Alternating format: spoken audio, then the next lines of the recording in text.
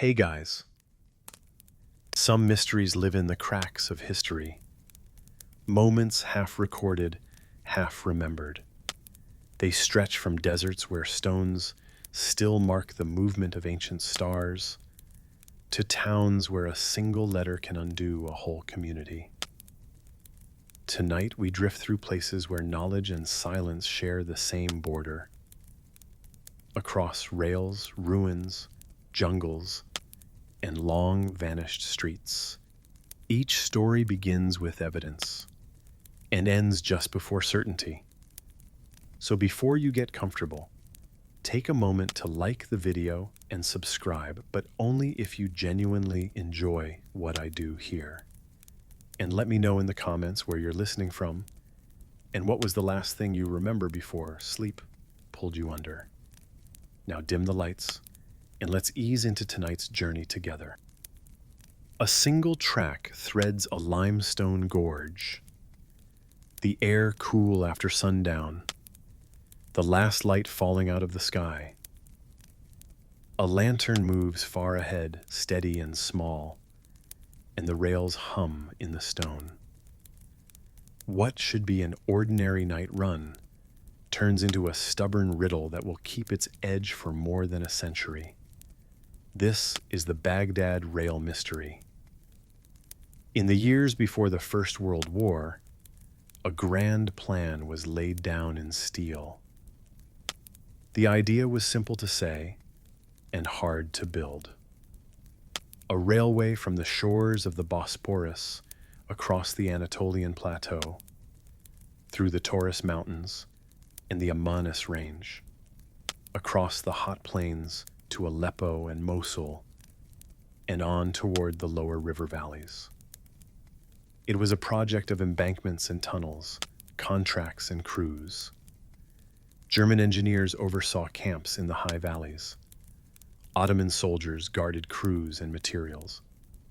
Local workers hauled sleepers, mixed ballast, and shouldered tools. Telegraph lines went up alongside the track, and small stations appeared at river bends and switchbacks, with sidings just long enough to let a train step aside for another. The land did not give easily. In the Taurus, the rock is hard and the slopes drop straight to the water. Tunnels took time, and when one broke through, the spoil had to go somewhere, into a side gully, across a shelf that needed a retaining wall. Out on the plain, summer days could rise toward 40 degrees Celsius or 104 degrees Fahrenheit. In spring, rain swelled into quick floods, turning brown streams into something noisy and impossible. In winter, sleet and ice made rails slick on mountain grades. Those who worked the line learned the rhythms. They knew when a mountain stream would jump its banks. They knew how long a locomotive would hold steam on a climb. They knew the gaps in the wire when a message would not get through. By the middle of the 1910s, several long segments were open to traffic. Others were stitched together by temporary road transfers. Even so, you could board a night train well into the interior, ride under the bright stars and then into black tunnels, and wake to see the long iron of a viaduct dropping almost 100 meters into a gorge with a river gliding below. One of those bridges, built in stone and steel, still stands near the village of Karaisala, a quiet curve on high pillars. In that view, the high arc, the empty air, the lawn-geared mules on the path far below, you understand why the railway was called a feat even before it was finished. The mystery belongs to this stretch, to a night that began with routine and ended with absence. The year is usually given as late 1916 or early 1917. Some accounts say spring, others say autumn. In each telling, a southbound mixed train left the plateau after dusk, somewhere past Konya, with a small convoy of open wagons and covered cars. There were sacks of cement for a tunnel lining, food for workers, crates of fittings and wire, and one guarded van with a strongbox meant for pay. A week's wages for crews in the mountains, and a role for a military unit on the southern plain. The locomotive crew was typical for the time.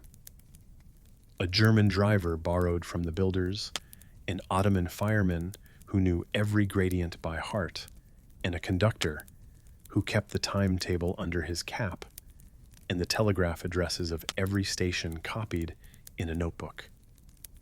The dispatchers expected the train to cross Ulukushla near midnight, descend through Chiftahan toward Pozanta after that, and roll into the string of tunnels above Belemedek, while most of the valley slept. At each block station, the crew would pause just long enough to sign a register, take water if needed, and ring the bell once before moving out. Telegraph operators would tap a brief note up and down the wire. Train through, line clear.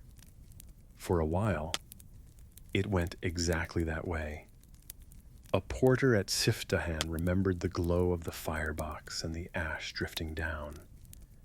The driver asking about a delay on the slope ahead.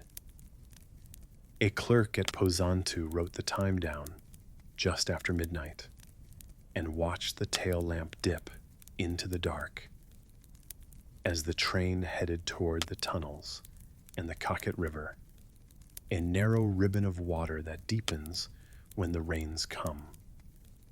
Belemedek expected a whistle within the hour. No whistle came.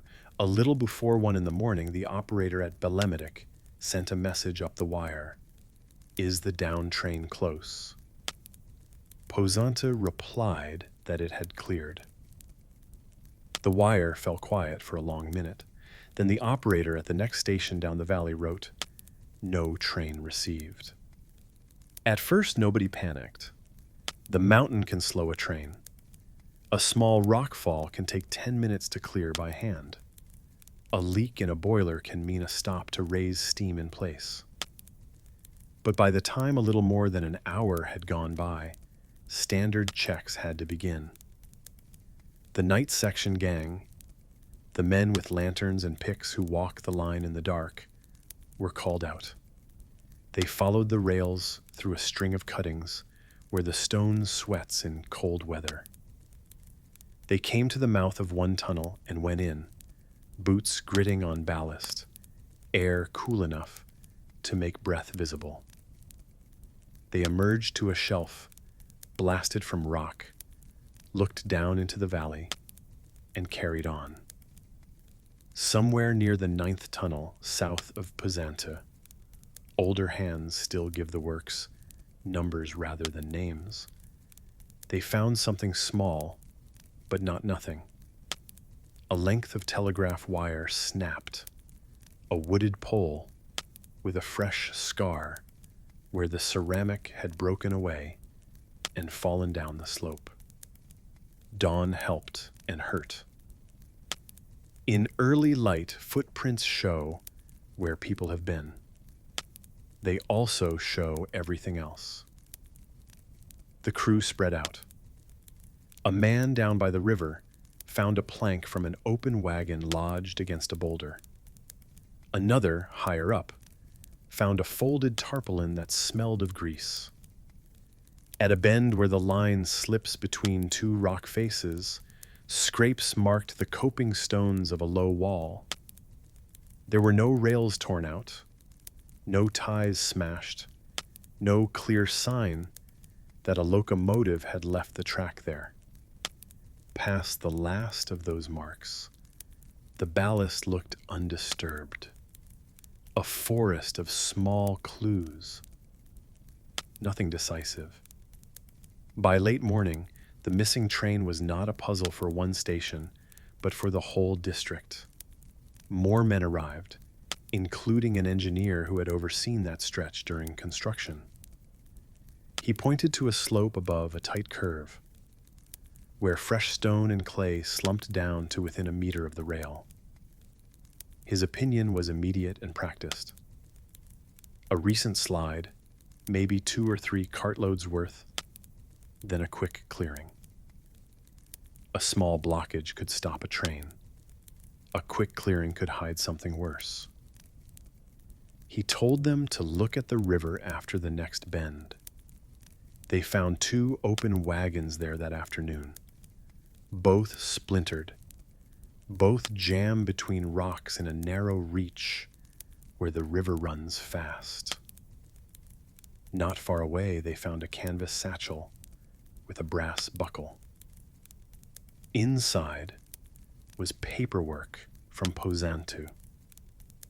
A clerk recognized his own hand.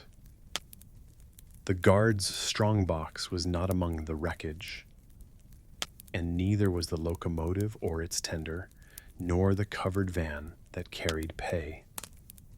No bodies were recovered from the river that week or the next. That is the core of it. A train cleared one station and did not arrive at the next. A short stretch of line showed small signs of trouble. 2 wagons were found below. The rest was gone. What could have happened in that narrow time and space? The most direct answer is the land itself. In spring, when the night air still holds a touch of winter and the days run mild, 15 degrees Celsius, or about 60 degrees Fahrenheit on a typical April afternoon, snowmelt and rain feed hundreds of small streams. They loosen the topsoil and the thin talus above cuttings. A perched block, stone that looks solid but is not, can slide just enough to throw weight into the river. A train that meets such a moment in the worst place can be carried where it does not belong. Supporters of this view argue that the locomotive and the heavy van with the pay could have gone straight into deep water, where the river runs tight against the cliff, while the lighter open wagons broke away and were later found downstream. If a fall then put new debris over the site, the rails might look oddly untouched, cleared and relaid within hours to keep the military line open. In wartime, the priority is continuity, not investigation. There is a second line of thought, that a hand, not the hill, intervened. The railway was an artery, and everyone knew it. Sabotage did happen elsewhere. Bridges damaged south of Aleppo, culverts blown near desert stations, rails wrenched out on the line to Medina. This was not that railway, but proximity and rumor travel quickly along wires. A charge under a rail can drop a locomotive into a river if it happens near a curve, with no guard wall tall enough to resist. Supporters of this theory point to the snapped telegraph wire and the fresh scars on the coping stones. They also point to a memoir by a retired officer who wrote years later that the mountain line saw clever hands at work in the spring of 1917. Skeptics ask for more than a paragraph in a book written long after the fact. Where, they ask, are the arrest reports, the repairs, logged as deliberate damage? If there was a blast, why no mention of a crater in the stone? A third possibility is less dramatic and, in its way, more frustrating. Paperwork, especially in wartime, can go as missing as a train. One version of the story holds that the guarded van had been detached at Pozantu and added to another train at dawn, that the pay reached its destination, and that the loss was of wagons only. A bad accident folded into rumor and retold with the darkest parts in front. This view leans on a few scattered records from later audits, which found that workers in those camps were, in fact, paid within days of the supposed disappearance. But other ledgers are torn, and the telegraph logs from the lower station near Bellemedic are incomplete. Those who resist the tidy version point to the satchel in the river and the absence of the locomotive on any roster after that week. They accept confusion, but note that confusion alone does not make a train vanish. There are more personal accounts. In Bellemedic, for years, stories told in the workers' cemetery, white stones under pines, names faded by rain, said that a sealed adit from tunnel construction hid more than tools. An elderly man who had served as a cook spoke of crates lifted at night and passed hand to hand down a shelf, the work done in silence and paid for in silver coins. He named no officers, and when asked for dates, he waved his hand and said only, "When the river ran brown." Such memories sit where folklore and history meet. They add detail and feeling. They rarely settle anything. After the war, the line through the Taurus and the Amanus was finished in grand fashion, one tunnel after another, bridges that still astonish at a glance. Ownership and oversight changed. Crews came and went. In the 1930s, a maintenance team rebuilding a retaining wall above the river found charred wood halfway back in a landslide, and a fragment of iron curved like the lip of a boiler. The finding made a simple story: accident, burial, rediscovery, but no one could prove the metal belonged to the missing locomotive and not some other bit of construction scrap. In later years, divers spoke of slow, murky water and deep pockets where 100 lost things, not just trains, might sleep. Even in clear conditions, a river can keep its own counsel. It is worth saying, now toward the end, that the Baghdad rail mystery rests on patchwork. The small records that do survive do not settle a single exact date. The newspaper items printed in Adana and Aleppo at the time mention delays on the mountain line, but speak cautiously about cause. Later writers folded in pay chests and missing guards, and each retelling gave a little more shape to the shadow. That does not make the story false. It makes it difficult and, to some, precisely for that reason, compelling. Some mysteries do not arrive as thunderclaps. They settle in slowly, like a pattern you only notice after staring at it for a long time. In the high country of Mali, on a sandstone ridge where villages cling to the cliffs and the night sky is clean and close, a question took shape and has never quite gone away. This is the Dogon people and serious mystery. The land itself helps you understand why eyes turn upward there. The Bandiagara escarpment runs in a long line, with villages tucked against rock and fields stretched out on shelves of earth. In the dry season, the days can press toward 40 degrees Celsius or 104 degrees Fahrenheit, and the nights fall back to somewhere near 20 degrees Celsius or 68 degrees Fahrenheit. The air clears, dust settles, and the stars look uncountable. The The Dogon people farm and carve and dance here, working with the rhythm of the seasons. They keep their masks in cool granaries, their stories in memory and ceremony, and their sky knowledge in names and careful signs.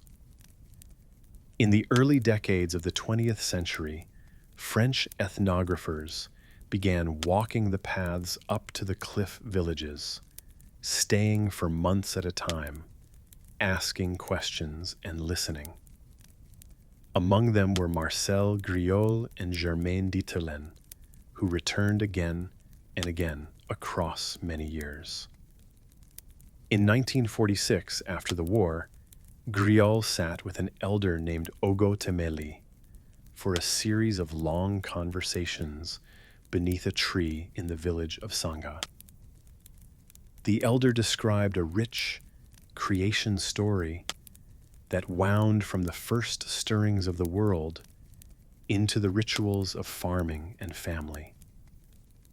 He spoke of order and disorder, of weaving, of the language and the dance, of how masks are born and retired. Out of that years-long study came a set of claims that would later travel far beyond the cliffs. The Dogon, it was said, held knowledge of the star we call Sirius, and not only of the bright point that is easy to see, but also of a hidden partner star circling it, a tiny, heavy companion that cannot be seen with naked eyes. They described its path as an oval and said that it completes a turn in roughly half a century. They called one star the seed star, a name tied to fonio grain, the smallest of their crops, famously dense and nourishing. The idea was not just that there was a small companion. Astronomers with telescopes had confirmed that in the 19th century, but that a fishing and farming people deeply rooted to the land in Mali had somehow preserved an intricate truth about light too faint to notice without glass. Griaul and Dieterlen published papers in the 1950s describing parts of this system as they had heard it, and later gathered a sprawling book of Dogon cosmology that circulated in translation.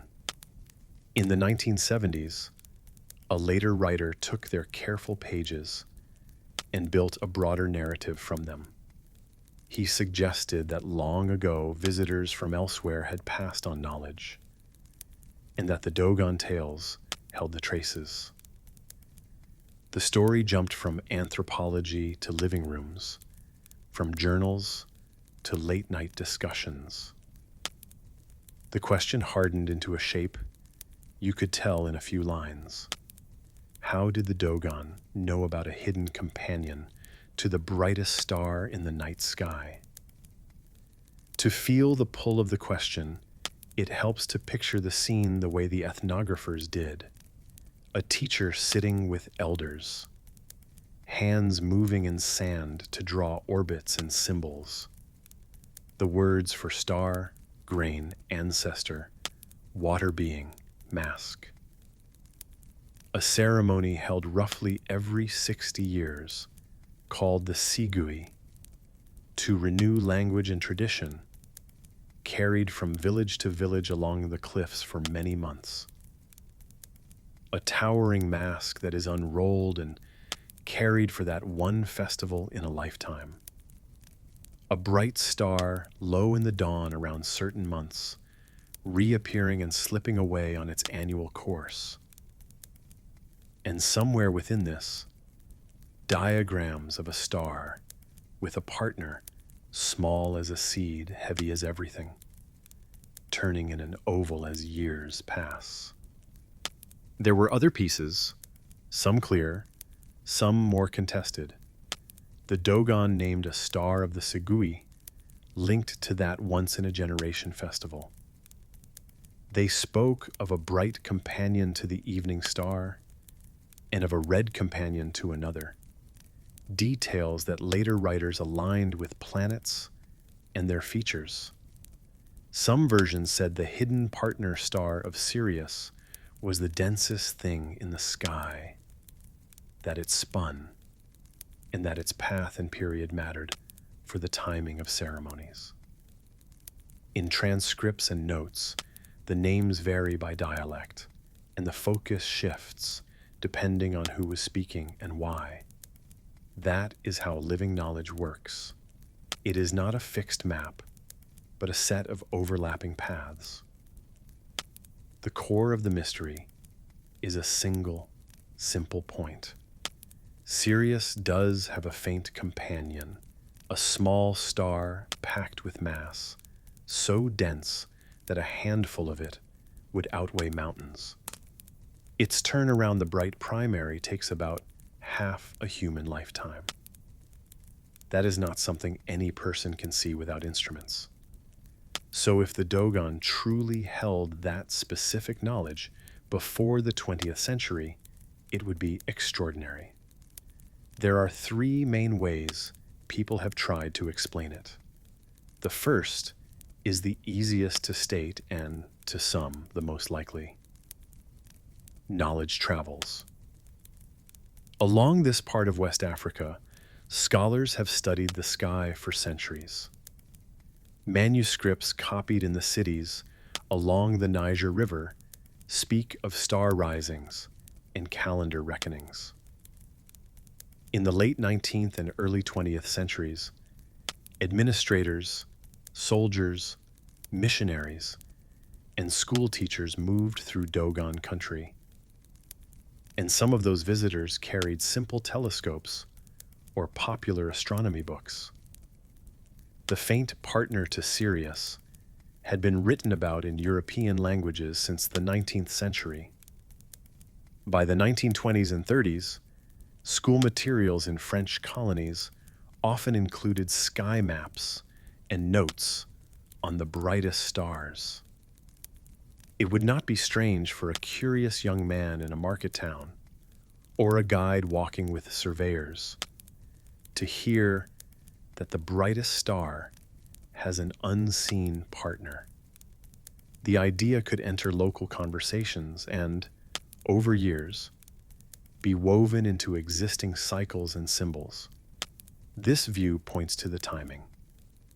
The detailed Dogon descriptions of a hidden, heavy star and an oval path appeared in publications only after decades of contact with the outside world.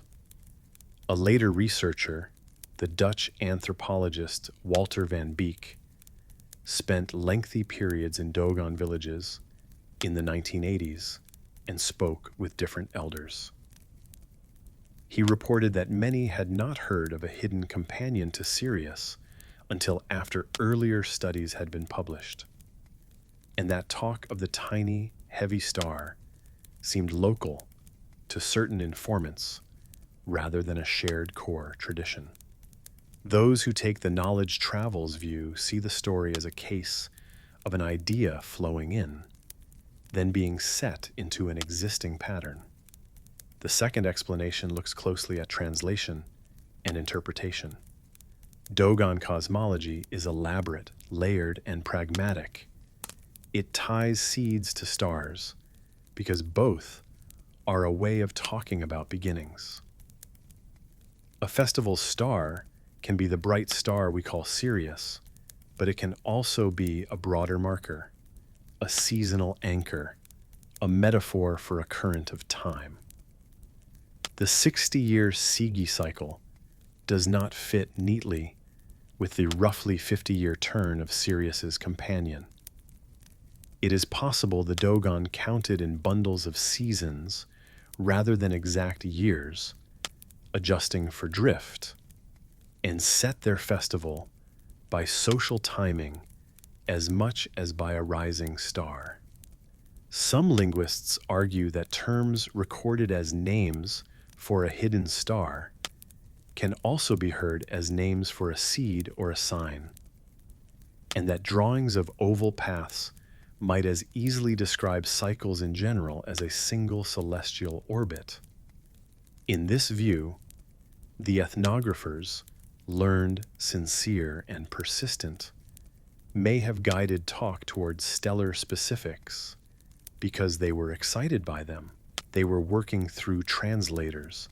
They were visiting over years, in pieces, hearing from different elders at different times. A slight shift in question can produce a cleaner answer than the subject itself would offer.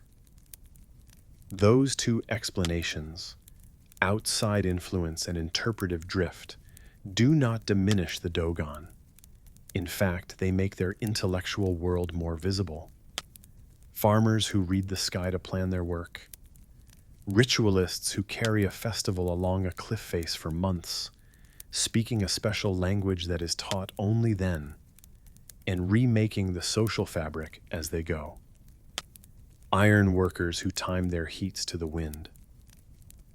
The brightness of Sirius at dawn is a useful, concrete sign after all, and many cultures have watched it to set seasons. The Dogon are not alone in building life around a star's march. The third explanation sits at a distance from the first two, and that is why it appeals to some and makes others wary. It is the suggestion that knowledge of the tiny companion to Sirius did not come from neighbors or colonial visitors, but from something older and stranger. Here, the detail that the Dogons speak of water beings, called the Namo, ancestors and culture bringers, becomes a bridge. The later writer in the 1970s took that bridge and crossed hard into speculation. He argued that long ago, messengers from the sky taught the first humans, and that the Dogon kept the memory in stories that outlasted centuries. It is a bold claim, and it remains popular in certain circles because it feels like an answer that fits the shape of the puzzle precisely. The counterpoint is simple and steady. Myths all over the world speak of culture bringers. Fisher folk and farmers often imagine them as water-linked because water is life, especially in a dry land. The presence of a myth is not evidence of a visit, and the retelling of a detailed cosmology is not the same as a technical manual. The claims that the Dogon knew the rings of the far gas giant or the count of moons around another often trace back to the same handful of conversations and drawings filtered through translation and expectation. Later rechecks in the field did not find a community-wide, old memory of those specifics. What they did find was a living tradition, changing in contact with outsiders, creative and careful, and entirely itself. There are other quiet details worth noting. The Dogon seed star being likened to the smallest grain they plant is a precise and beautiful thought, whether or not it maps onto any particular object in the sky. The Sigui does not happen on a strict clock. Elders set it when elders agree. Some say they watch the bright dog star rise between two rocks to pick their moment. Others say they follow a count. The long mask unrolled at Sigui can reach far above a person's head, turning the dancer into a moving line that makes the shape of the world's axis as it bends and sways. These are human choices about time, memory, and renewal. They are rituals you can see and touch. If you are looking for firm ground under the serious mystery, you will find only parts. The ethnographer's notebooks are real, and so is the excitement they felt when elders drew paths in sand. The hidden companion to Sirius is real, and its turn is slow and steady. The later surveys of Dogon villages are real, and they found little to support a long-held, widespread knowledge of a faint star's properties. And yet the story persists because night under the escarpment is clear, and because the idea that an old culture knew something beyond the senses scratches at the mind in a satisfying way. One last note belongs near the end, not at the beginning. Some scholars have argued that the serious knowledge may have been seeded, passed from visitor to host, and then reflected back, polished in the process. Others maintain that a few elders held something that still has not been fully understood. The record is uneven, and its most striking pieces depend on conversations that cannot be repeated now. That does not empty the story of worth. It reminds us how delicate fieldwork can be, and how quickly a good tale can harden into a claim. Imagine night again on the ridge. The heat has left the stones. A mask is sleeping in a granary. The fields wait for the first clean rain. A child lies back and looks up. Sirius rises late, low and brilliant, with its faint partner hidden close by, well beyond naked sight.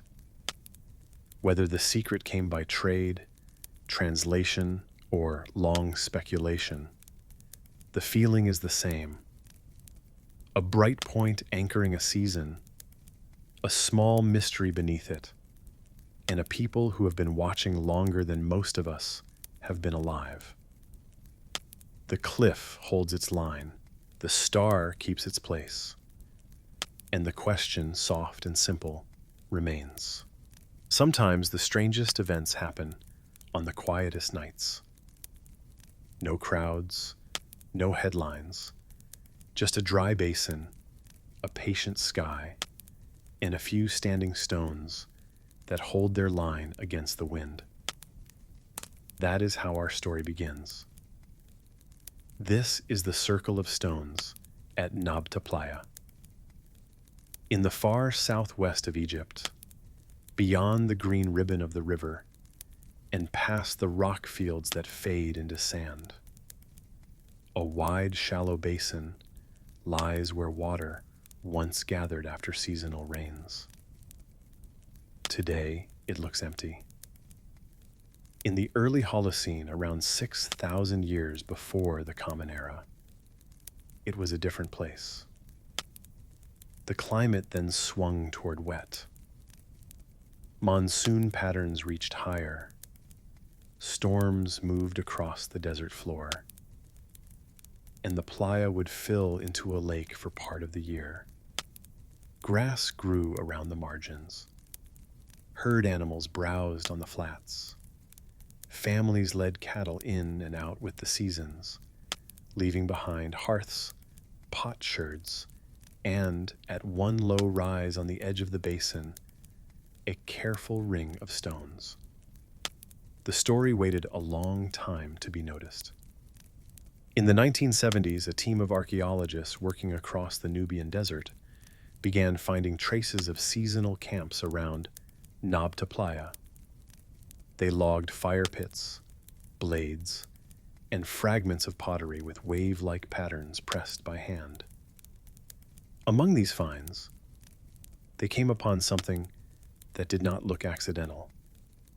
A small circle of upright sandstone slabs, each roughly the height of a person's knee, set into a ring a few paces across.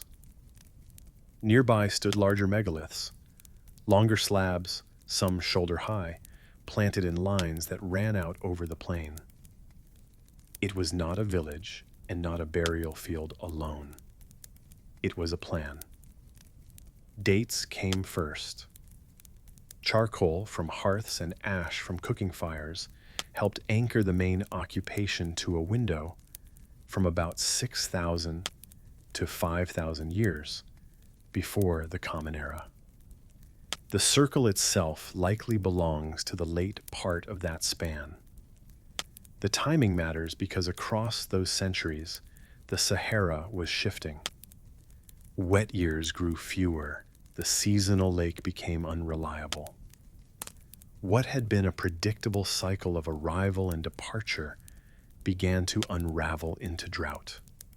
What did the circle do? The answer begins with how it lines up.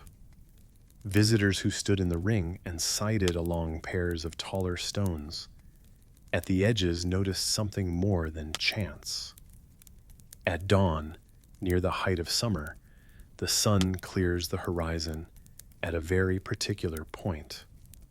One of the sightlines catches it. On those mornings, light runs straight between a pair of slabs and stretches into the heart of the circle.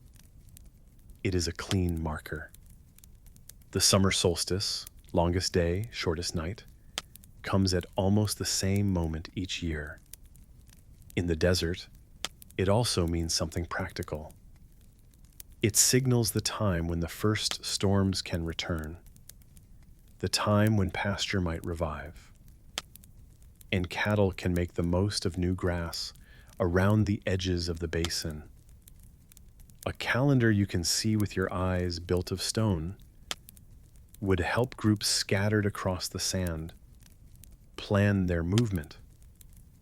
The circle at Nabta is small, and that is part of the mystery. The stones are not carved into faces. They are not polished. They are simply chosen and set. Some are paired as narrow gates. Others form a steady ring. A few larger slabs stand nearby, as if they once extended a line to the north and south. Nothing about it demands attention in the way of later monuments, and yet it is precise enough to hold a date. Beyond the circle, the site has another layer of evidence. Across the basin's rim, archaeologists found low, stone-covered mounds with chambers beneath. Inside several of these lay the remains of cattle, whole skeletons of young animals carefully placed and sealed. It was not a butcher's discard pile. It looks like deliberate offering. Cattle hold weight in the story of the Sahara's early people. Bones, blood, milk. These are how families measured wealth and planned the next year. To bury a calf whole is to mark an event or ask for favor. The circle and the cattle mounds together suggest that Nabta Playa drew people for ceremony, as well as for water and grass. Walk the ground in your mind. The basin floor is flat, baked hard.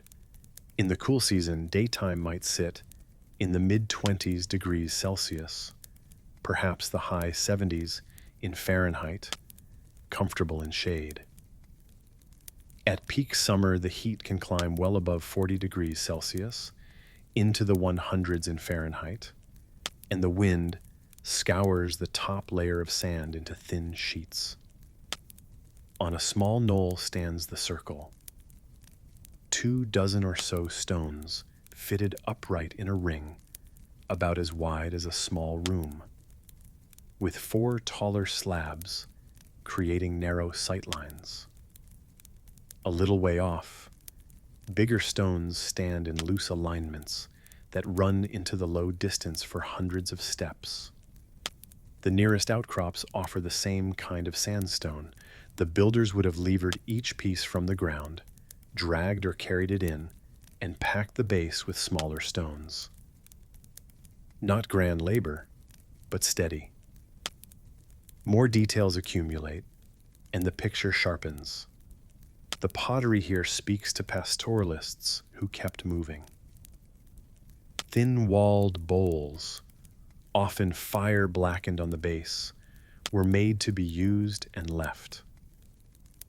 Hearths appear in circles and ovals, sometimes with clusters of ash, suggesting repeated meals in the same spot across years. Grinding stones lie near several pits, worn on their flat faces. The habit of the place is seasonal return, and the circle stands where it would cut the year cleanly into before and after the late summer turn. Once the site entered the literature, it was quickly called one of the oldest known astronomical constructions in Africa. With that label came further claims. A few researchers argued that the megalith lines map not only the course of the sun, but also the positions of bright stars in the southern sky, as they would have appeared around the time the circle was in use.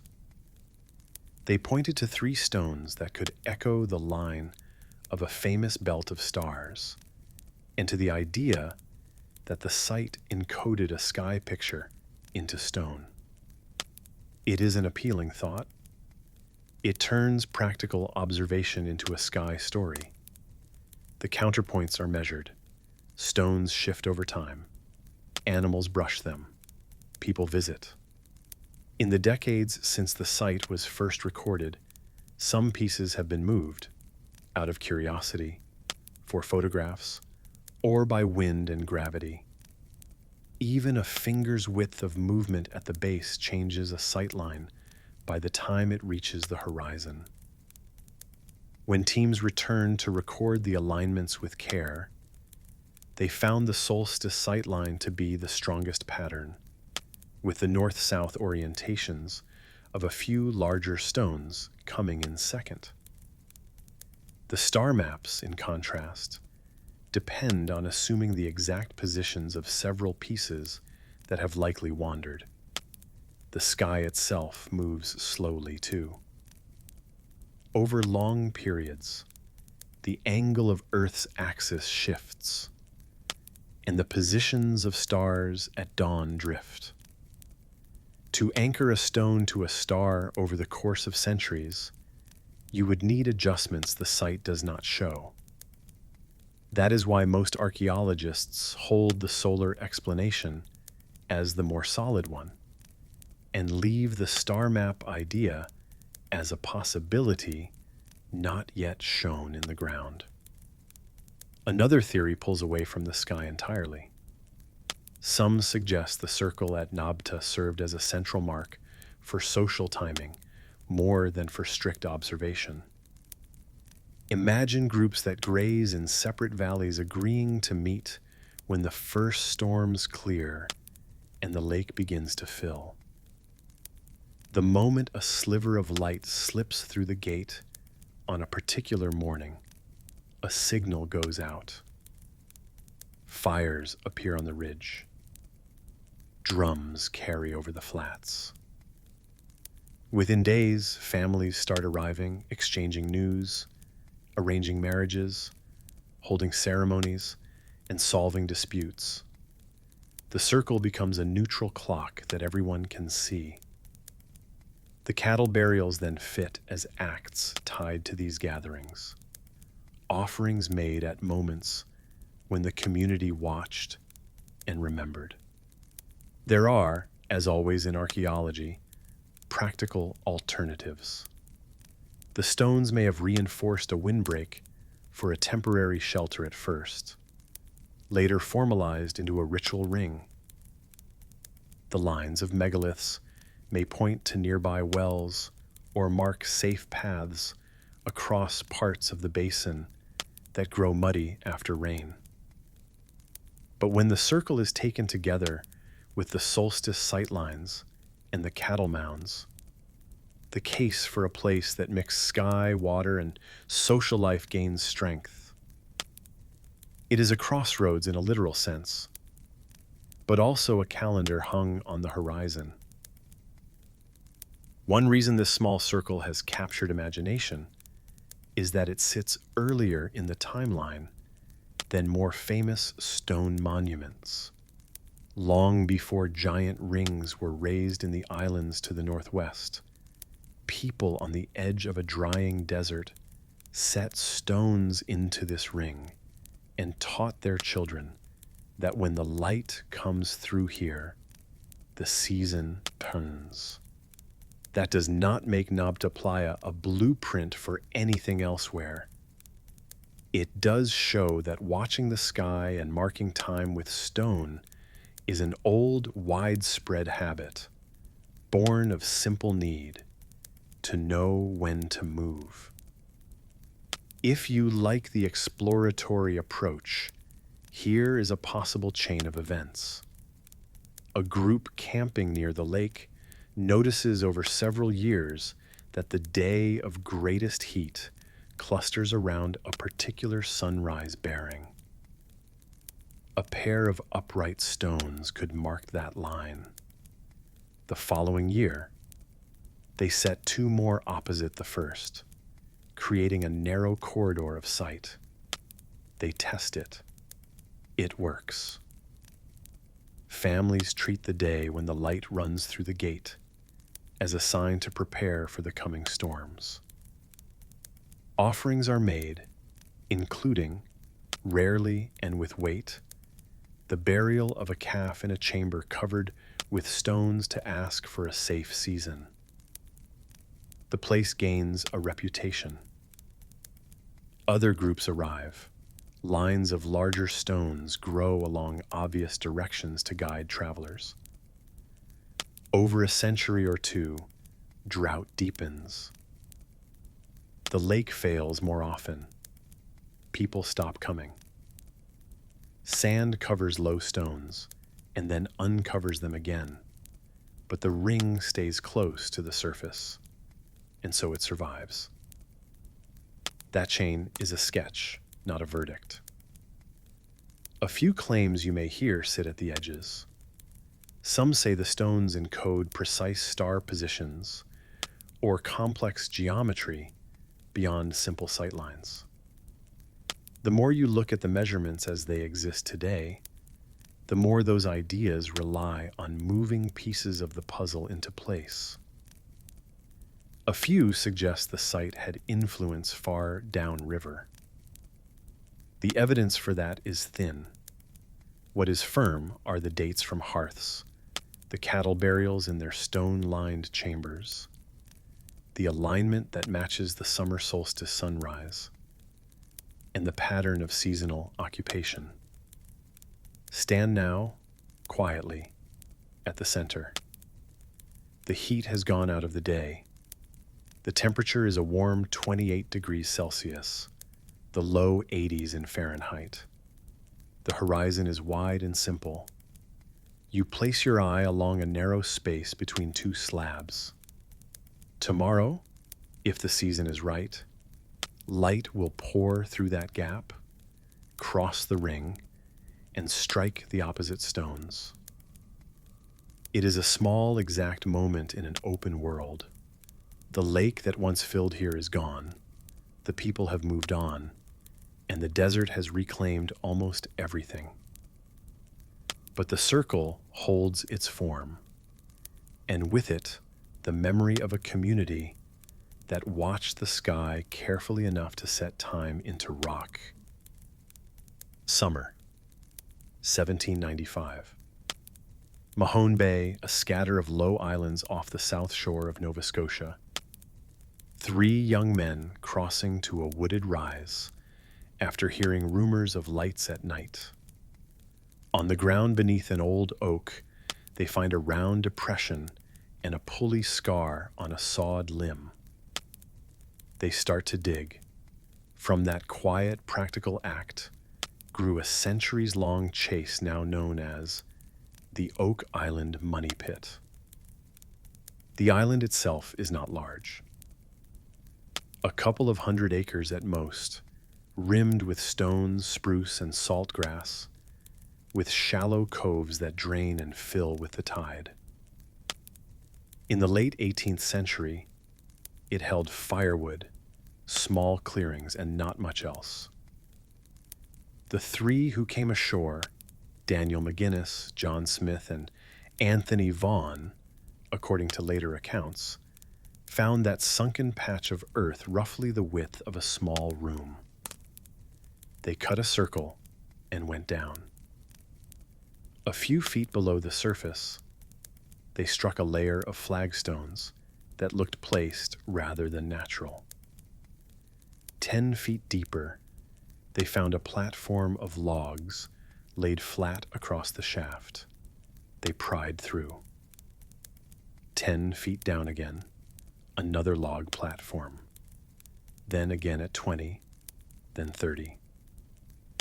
By the time they reached 30 feet, they had a pattern, placed layers at neat intervals, but not a chest, not a coin. They stopped. Word spread. A few years later, a larger company formed out of nearby towns and returned with tools and a plan. They deepened the shaft, noting materials in the fill that felt deliberate. Clay like putty, traces of charcoal, bundles of fiber that seemed exotic for Nova Scotia. Fibers later identified as coconut husk. At about 90 feet, they pried out a flat, carved stone. Some said it held symbols. The men hauled it up to daylight. They went home for the night. When they came back to work, water had risen in the pit to about 30 feet from the surface and would not drop. A fresh tide had flooded their shaft while they slept. The pattern that defines the money pit story was set. Dig, discover a sign, hit water, and fight it. The early searchers suspected a trap. They thought someone had engineered flood tunnels from the sea to drown any intruder. So they tried a workaround and sank a second shaft next to the first, intending to tunnel across. As soon as they broke through toward the original void, both shafts filled to the same level. Pumps were brought in and overmatched. The sea had a hold. Over the next 50 years, new companies took their turn. In the late 1840s, a Truro syndicate returned to the 90-foot mark and used a hand-powered drill to bore deeper. Their crews reported the drill passing through wood, then a layer that felt like metal or cement, then wood again. When the bit came up, it brought small fragments, wood splinters dark with age, fibers like coconut, and a tiny piece of parchment with 2 letters inked on it. These items were treated as hints of a chest with compartments. Wood, then a barrier, then wood again. The searchers punched more holes. In some places, the drill encountered loose gravel or voids. In others, it seized in clay. But the main shaft remained a problem. Water came in as fast as men could haul it out. The flood tunnel theory gained strength the day crews explored a low cove about a quarter-mile from the money pit. The cove's floor, when they raked it at low tide, showed stonework that looked like a hand with fingers, 5 channels running from the beach inward, collected into a single line pointing toward the high ground. They pulled matting made of coconut fiber from the seams, packed tight as if to filter sand. To the searchers, the arrangement was clear. A sea intake built to feed tidal water into a buried conduit up towards the shaft, choking any attempt at depth with salt and sand. Dye tests over the years, pouring colored liquid into the main shaft and watching for traces in the cove, were said to show a weak connection. The ocean, by design or by geology, was tied to the pit. In the 1860s, a new group took over. They widened the main shaft, timbered it, even tried to seal off the suspected tunnel with a cofferdam at the beach. The ground undermined them. the shaft collapsed. Work stopped and started for decades. The story drew visitors. One search party in the 1890s sent for a steam drill and reported porous metal and a cement-like layer at depth. Another recovered more coconut fiber and bits of chain. None recovered bullion. A few artifacts became central to the legend. The stone lifted from around 90 feet, the one said to be carved with symbols, turned up years later as a shop curiosity in Halifax, used for a time as a doorstop in a bookbinder's store. One visitor, decades on, recalled seeing a set of simple characters and offered a translation. 40 feet below, 2 million pounds are buried. The stone then vanished into private hands and has not been securely traced since. Another often told detail is a set of letters on the parchment brought up by a drill. Just 2 or 3 characters, possibly V and I, on a scrap only a fraction of an inch across. The scrap itself has not been located in a museum collection. Through the 20th century, each wave of excavation added to the maze. A young lawyer named Franklin Roosevelt made a pilgrimage in 1909 and kept a lifelong curiosity about the island. In the 1960s, a family working near the eastern shore suffered a tragedy when a shaft filled with gas and water. 4 men died in a chain sound of rescue attempts. Later that same decade, heavy equipment arrived. One operator scooped a broad crater over the original shaft in hopes of catching any debris that might spill from collapses below. It did not produce treasure, and it erased some early features. Then came a more technical phase. 2 partners formed a new company and began a grid of narrow drill holes, some far deeper than the original pit. One borehole, named and numbered in their notes, became famous when the men lowered a camera and reported seeing squared timbers, a box, and what looked like a human hand. They prepared a steel-lined shaft and went down to the level of the camera.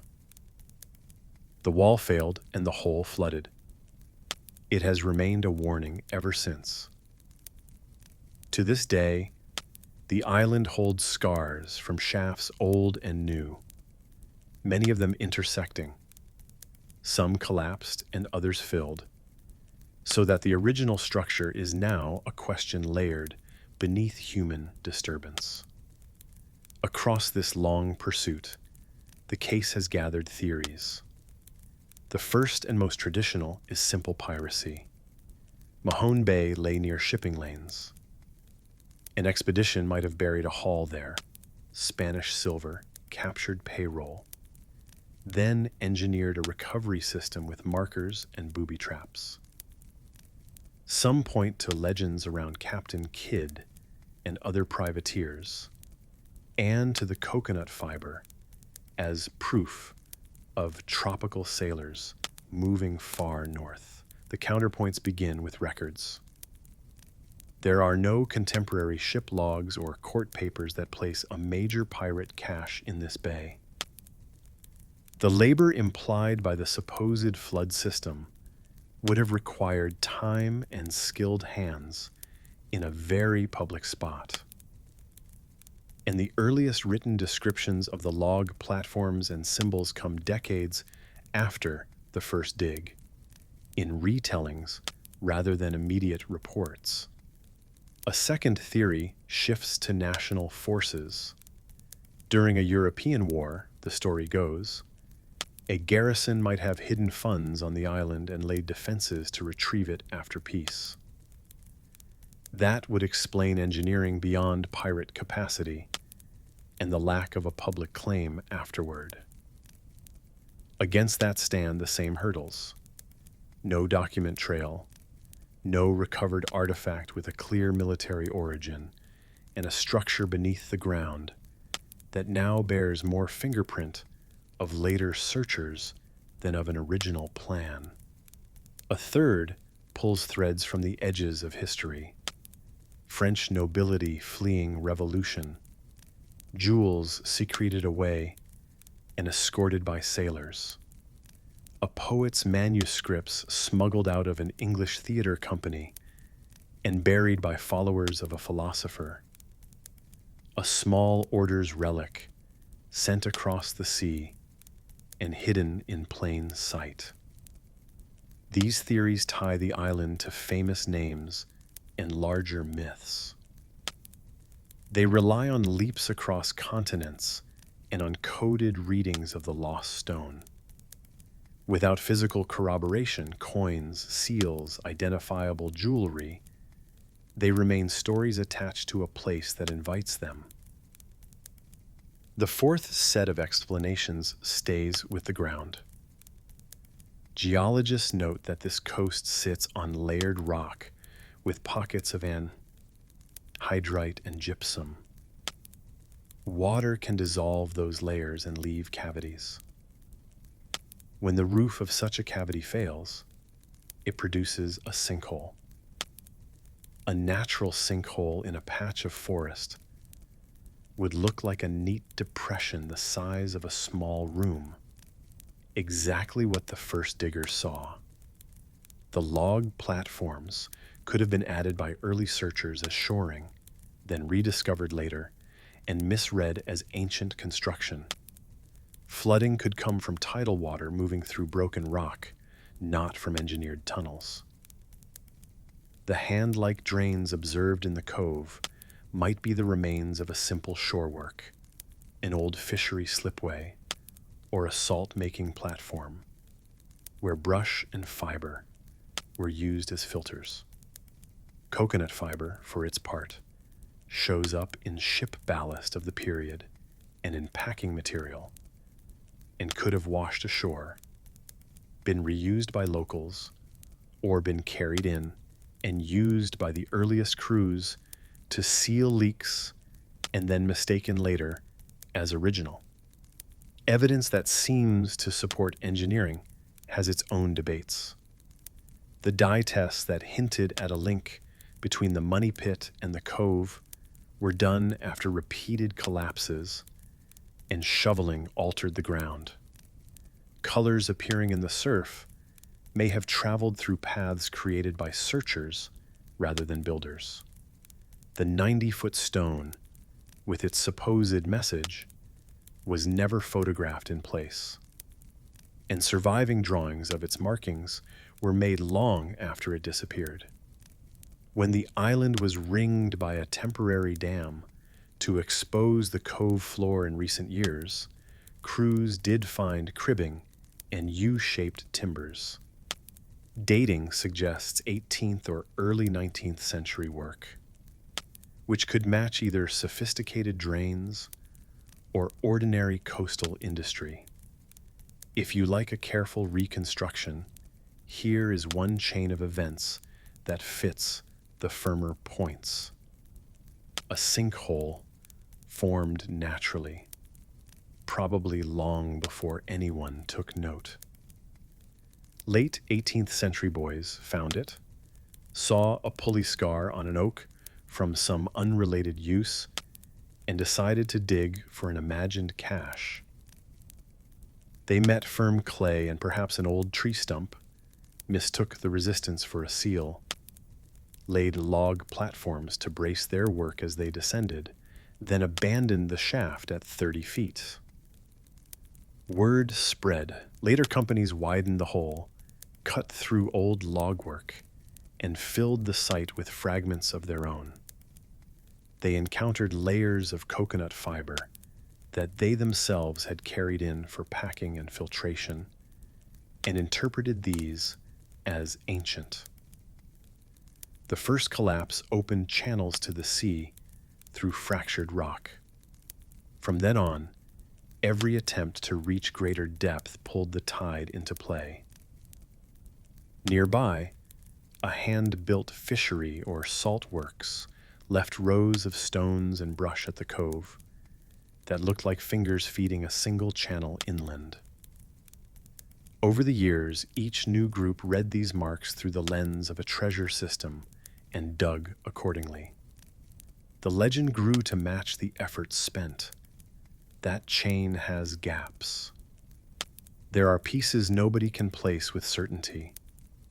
The tiny scrap of parchment said to come up on the drill, the earliest mention of symbols on the lost stone, the origin of the coconut fiber in such quantity on this coast. And for balance, there are finds that keep curiosity alive. Coconut husk has been radiocarbon dated by some teams to around the centuries when ships from the south were common in the North Atlantic. There are bolts and timbers pulled from depth that do not match 20th century machinery. A few cores do show odd alternations of wood and a hardened material that is not just clay. All of these hint, but none give the final picture. 2 centuries on, the Oak Island money pit is less a single shaft than a layered record of people trying to solve a puzzle. You can walk the causeway now and see tidy sheds, piled timbers, and a grid of capped holes. You can stand near where the old oak once shaded the first depression and look toward the cove where the tide drains and refills twice a day. The air in summer hovers in the low 20s, in degrees Celsius, the low 70s in Fahrenheit, salt soft and steady. What is buried here may be engineering or geology, or simply the story people tell when they see a hole in the ground and decide that there must be something underneath. Let that image settle. An island night, water moving under the stones of a quiet shore, and somewhere inland, the memory of a round patch of earth that once invited the first shovel's bite. The rest is what a people brought with them: hope, tools, and the patience to follow a line down into darkness. That is the true treasure of the Oak Island money pit, and it is still there. Most encounters are forgotten as quickly as they arrive, but now and then, something leaves a mark so unusual that people carry it for the rest of their lives.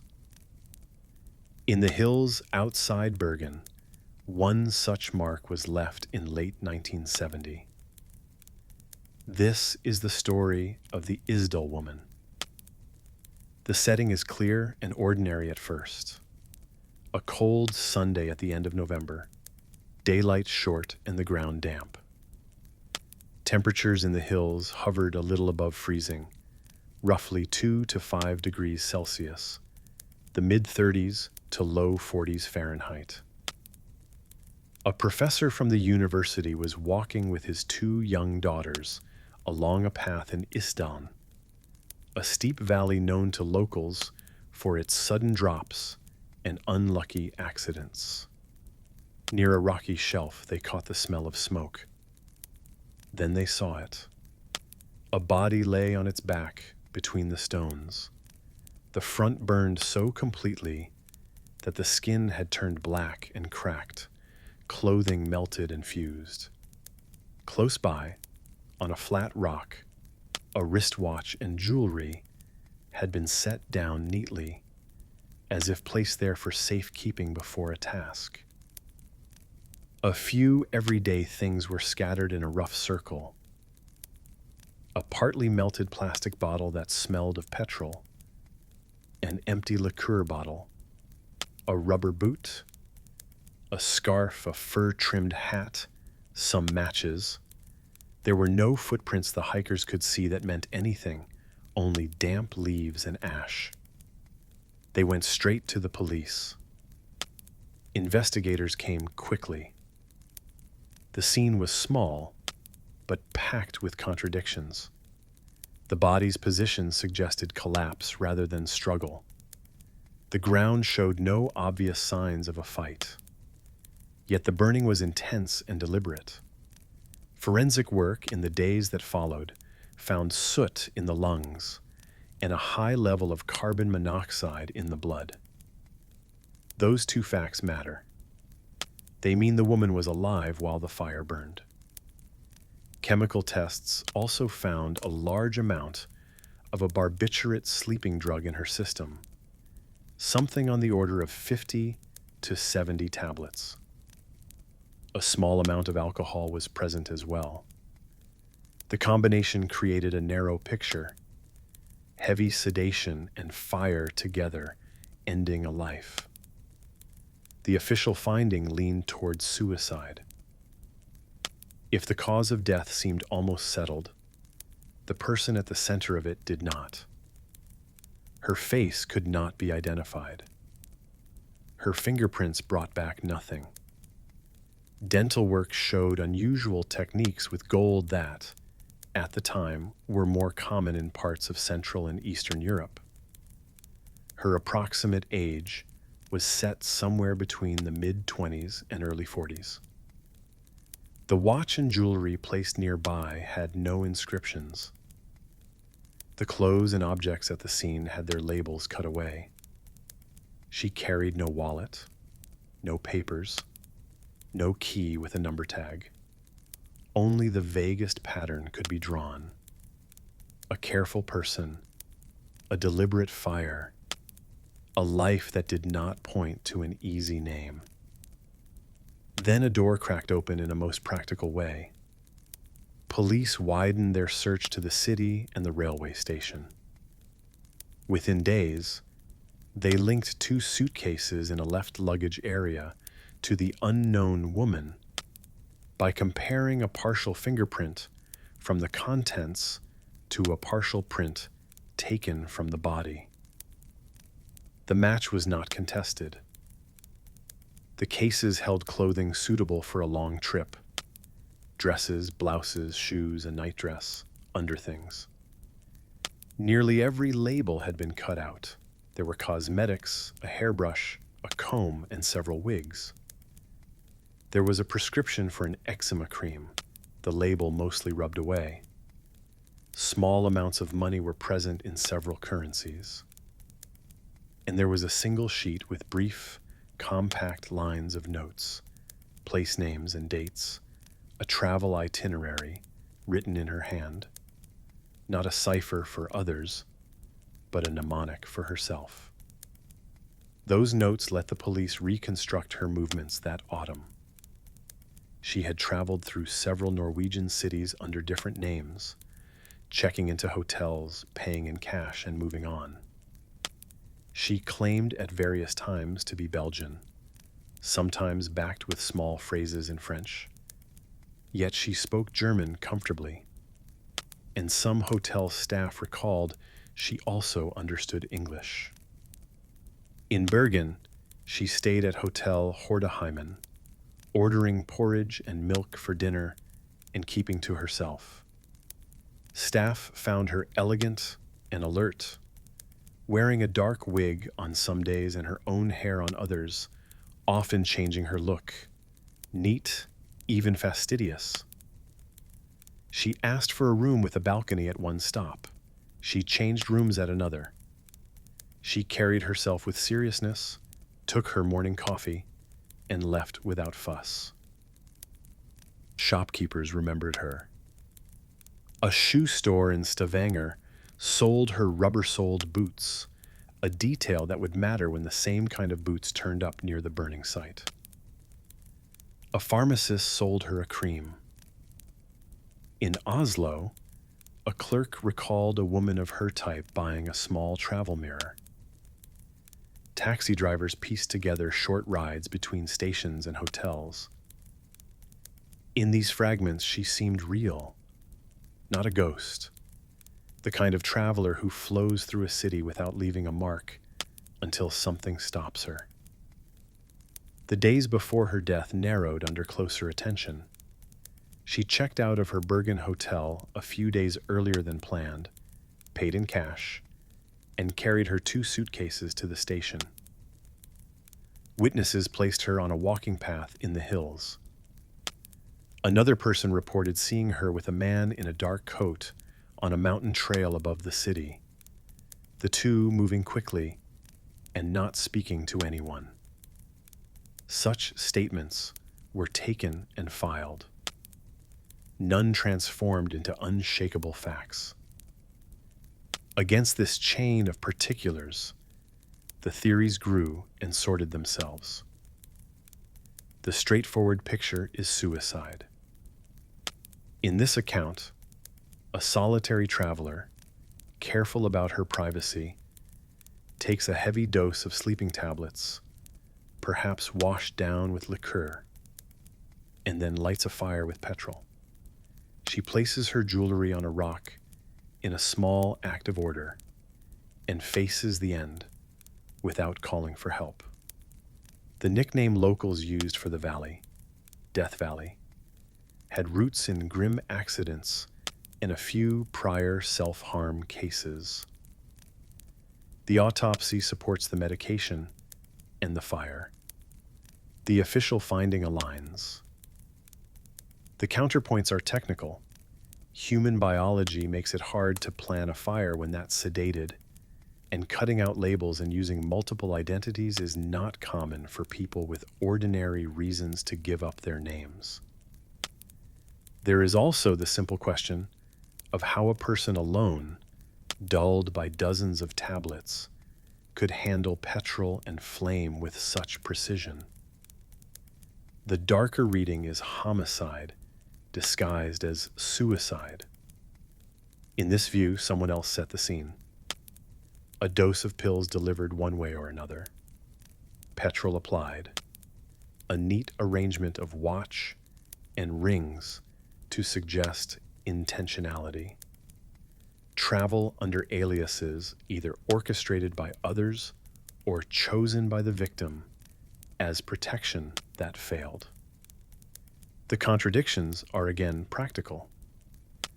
There were no clear signs of restraint, no defensive injuries in the usual places, and no witnesses came forward with the kind of detail that anchors a second person to the moment. Soot in the lungs can be present in either scenario. What is missing is a lead that connects a name in a registry to a hand on that match. A wider Cold War theory lines up the peculiarities and gives them a frame. Multiple identities, wigs, cut labels, a sparse, careful itinerary, and travel across cities with naval and research ties as the world's rival services studied one another. Some witnesses recalled tailing, as if the woman were being watched. The counter is steady. The notes that looked like a code were, when read against ticket stubs and dates, a simple summary of movements. No hidden camera, no microfilm, no specialized tools turned up in her suitcases. Professional agents tend not to lug 2 heavy cases from hotel to station when meeting someone in the hills. They do not leave near empty bottles and matches and a mess of belongings behind. The Isdal woman looked more like a private traveler with practiced caution than an officer in a silent war. Other ideas keep their feet closer to the ground. Perhaps she was involved in the gray markets of the day, small-scale trading of jewelry, cosmetics, or art, moving quietly under assumed names to avoid taxes, harassment, or an unhappy former partner. The wigs and cut labels fit a person who wanted to pass cleanly through border checks and hotel counters. The objection is straightforward. Her luggage and room items did not include valuables in the amounts one would expect. There were no hidden pockets in the cases with cash stacks, no stones wrapped in cotton. If she lived by trade, she traveled light on inventory. After the immediate investigation for years, the Isdal woman remained a face in a police drawing and a case file of photographs. Burned stones, a watch on a flat rock, blackened fabric crisped into shapes like fallen leaves. Decades later, scientists returned to her with methods that did not exist in 1970. Chemical analysis of her tooth enamel suggested that she likely spent her childhood in or near Central Europe, possibly around the borderlands where German and French are both heard. The pattern of her dental work pointed the same way. Forensic artists used the structure of her skull to build more refined likenesses, which the national broadcaster showed to audiences across Europe. Investigators received tips, a few names, and even distant whispers of a missing woman who left home after the war and never truly arrived anywhere else. None of those tips have, so far, joined the scrap of a certainty to the body in the valley. You will find in older clippings the insistence that this case was solved in spirit, even if not in name, that it was an ordinary decision carried out in a lonely place. You will also find, in later documentaries, the quiet suggestion that not all records from that winter made it into the public folder. Between those poles stand the held facts. Soot in the lungs, a large dose of sleeping tablets, jewelry placed neatly, labels cut out, a set of movements under shifting names, a pair of suitcases, and a body in a hollow of rock on a cold afternoon. Walk the space in your mind. From the railway station to the foot of the hills is not far in a compact city. From the last houses to the valley is a steep half-hour. The trail in late November holds water in its stones. A person could leave a hotel after lunch, climb higher as the light thins, and find that shallow shelf by mid-afternoon. On the rock, a watch and rings glint, as if expecting their owner to return. A burnt hat, a melted bottle. The smell of petrol clings to the soil. What remains, after all the talk and the careful lists, is a woman who moved across a cold map under names that were probably not her own.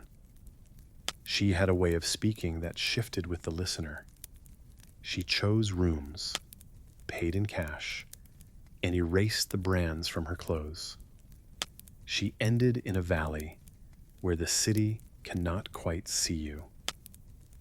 The case is still open. So is the path up through Isdalen, where hikers pass and the light changes quickly.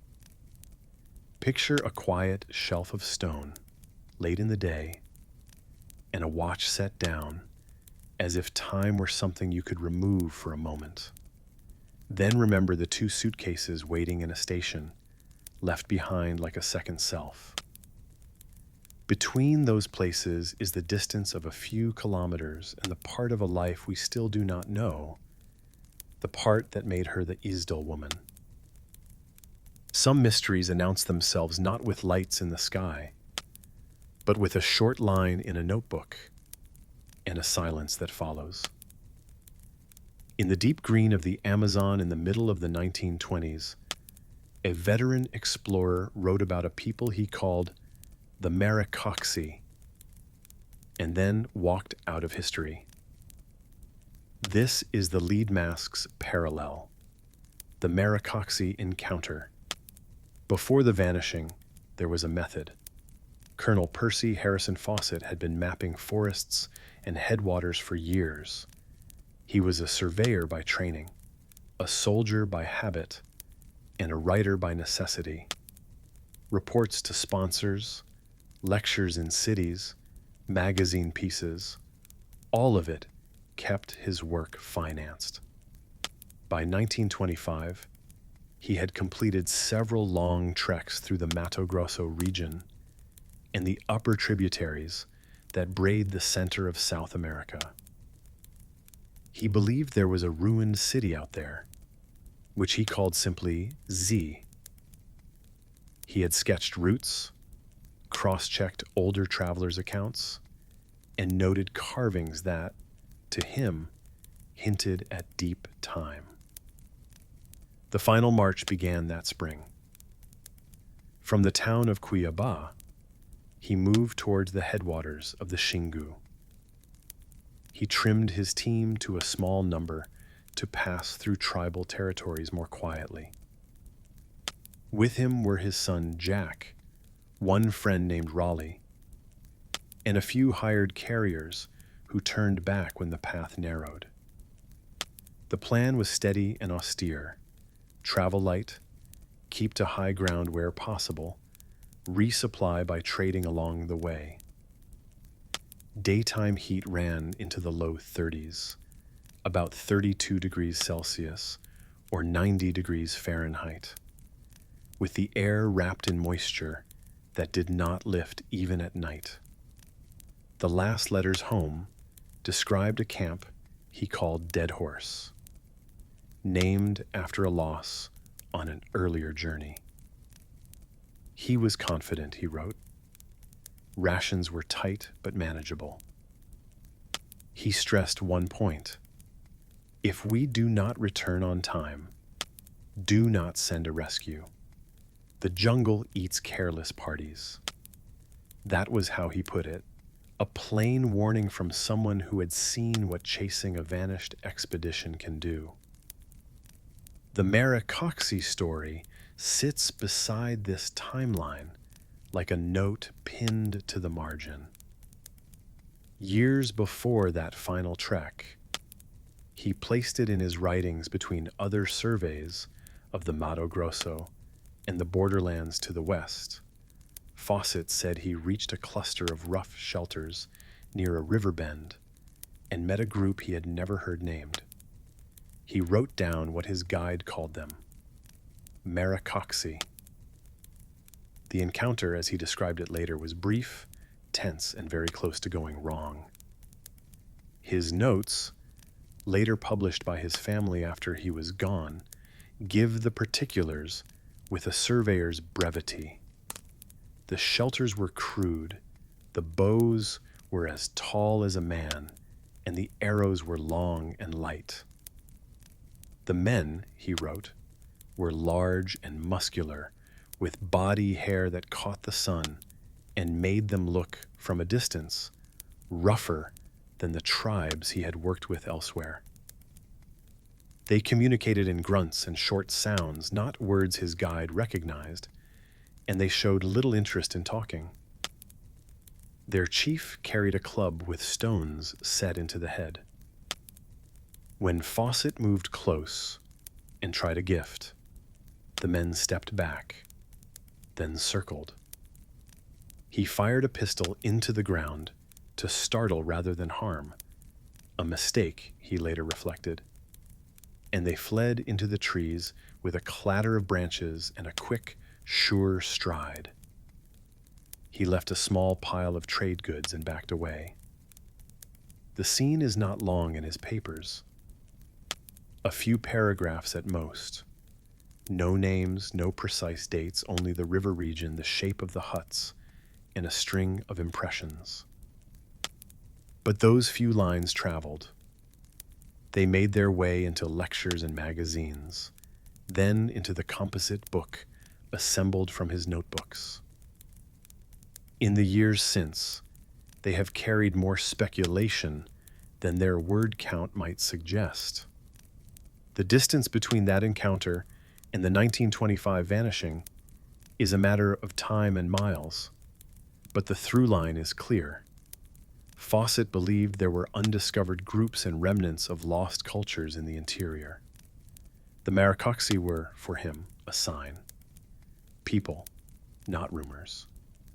Presence where maps showed blankness. The last confirmed sighting of Fawcett came from the Kalapalo, a community living along a branch of the Xingu. They remembered him, his son, and his son's friend. The visitors stayed for a short time, then continued eastward despite warnings. There were rules about where to camp and when to light fires, so smoke would not draw hostile eyes. According to accounts collected decades later by respected field workers, the three men may have broken those rules. The Kalapalo later heard drum signals from farther down the river, then saw no more of the outsiders. No body was ever carried back. No personal effects were handed over. It was a story told and retold, steady in the telling, but without the final piece that would close the case.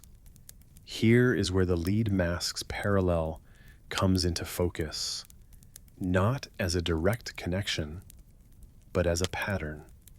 In 1966, two men were found on a hillside near the bay that opens onto the Atlantic, lying still, dressed as if for work, with simple metal masks covering their eyes. A notebook lay near them with a few short lines. Meet at a set hour, ingest capsules, wait for a signal. No one could say what signal they expected or whether the capsules carried harm. The case sits, to this day, on a small pile of objects and instructions that suggest intention but do not let the full plan through. Fawcett's Maricoxy note is similar in its economy and its effect. A handful of details about people he did not know, lodged in print without a full record and then magnified by the silence that followed his disappearance. Stories expand to fill the space a missing person leaves behind.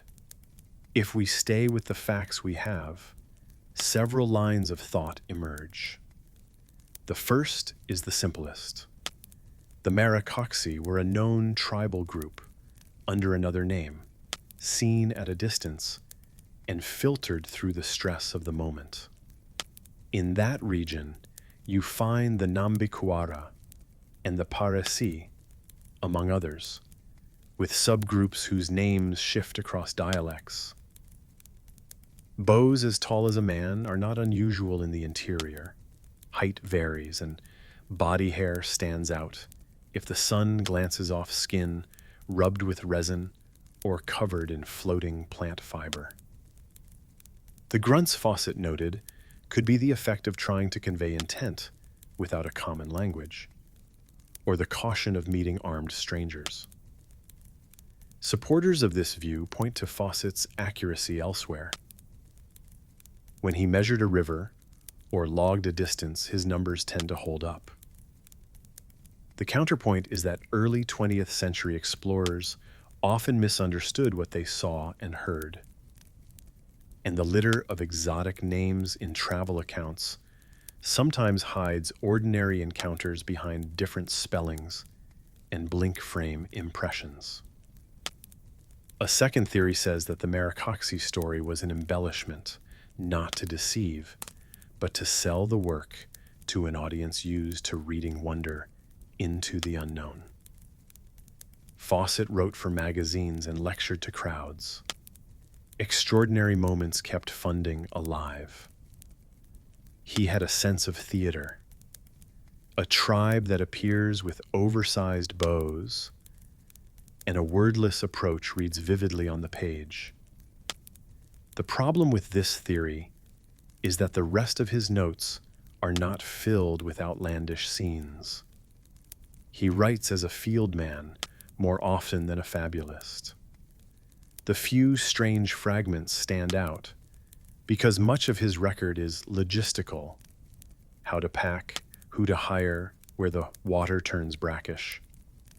A third line reaches toward the idea of an unknown hominid or a lost branch of humanity. This lives in the same box as tales of forest giants, a box full of rumors and thin evidence. Fawcett himself sometimes leaned into the possibility of remnants, not apes, not the imagined missing link, but isolated groups outside the record.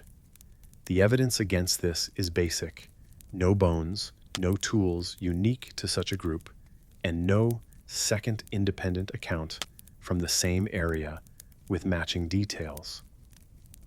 A fourth lens, smaller but worth noting, is the interpreter's effect. Fawcett traveled with guides from other regions. Names are traded across languages, and a syllable lost in noise becomes a new word. Mary Coxey could have been a phrase in a neighboring tongue meaning "those men over there," then fixed on paper as a proper name. What does any of that have to do with his disappearance in 1925? Possibly nothing. Possibly everything. If Fawcett believed that unknown groups were common in the interior, he may have felt more confident about moving with minimal supplies, expecting to trade or to find friendly contact. If his confidence exceeded what the terrain allowed, he might have passed the last point where he could turn back. Some investigators who worked in the region during the middle of the 20th century leaned toward a direct confrontation. A fire where none should have burned, a taboo broken, and a violent response from a small group that would not have seen their act as anything but defense. Others propose a quieter end. Fever, a bad crossing, a misstep on a cliff after a day in heavy rain. There are scattered objects that people have presented as fragments of Fawcett's story.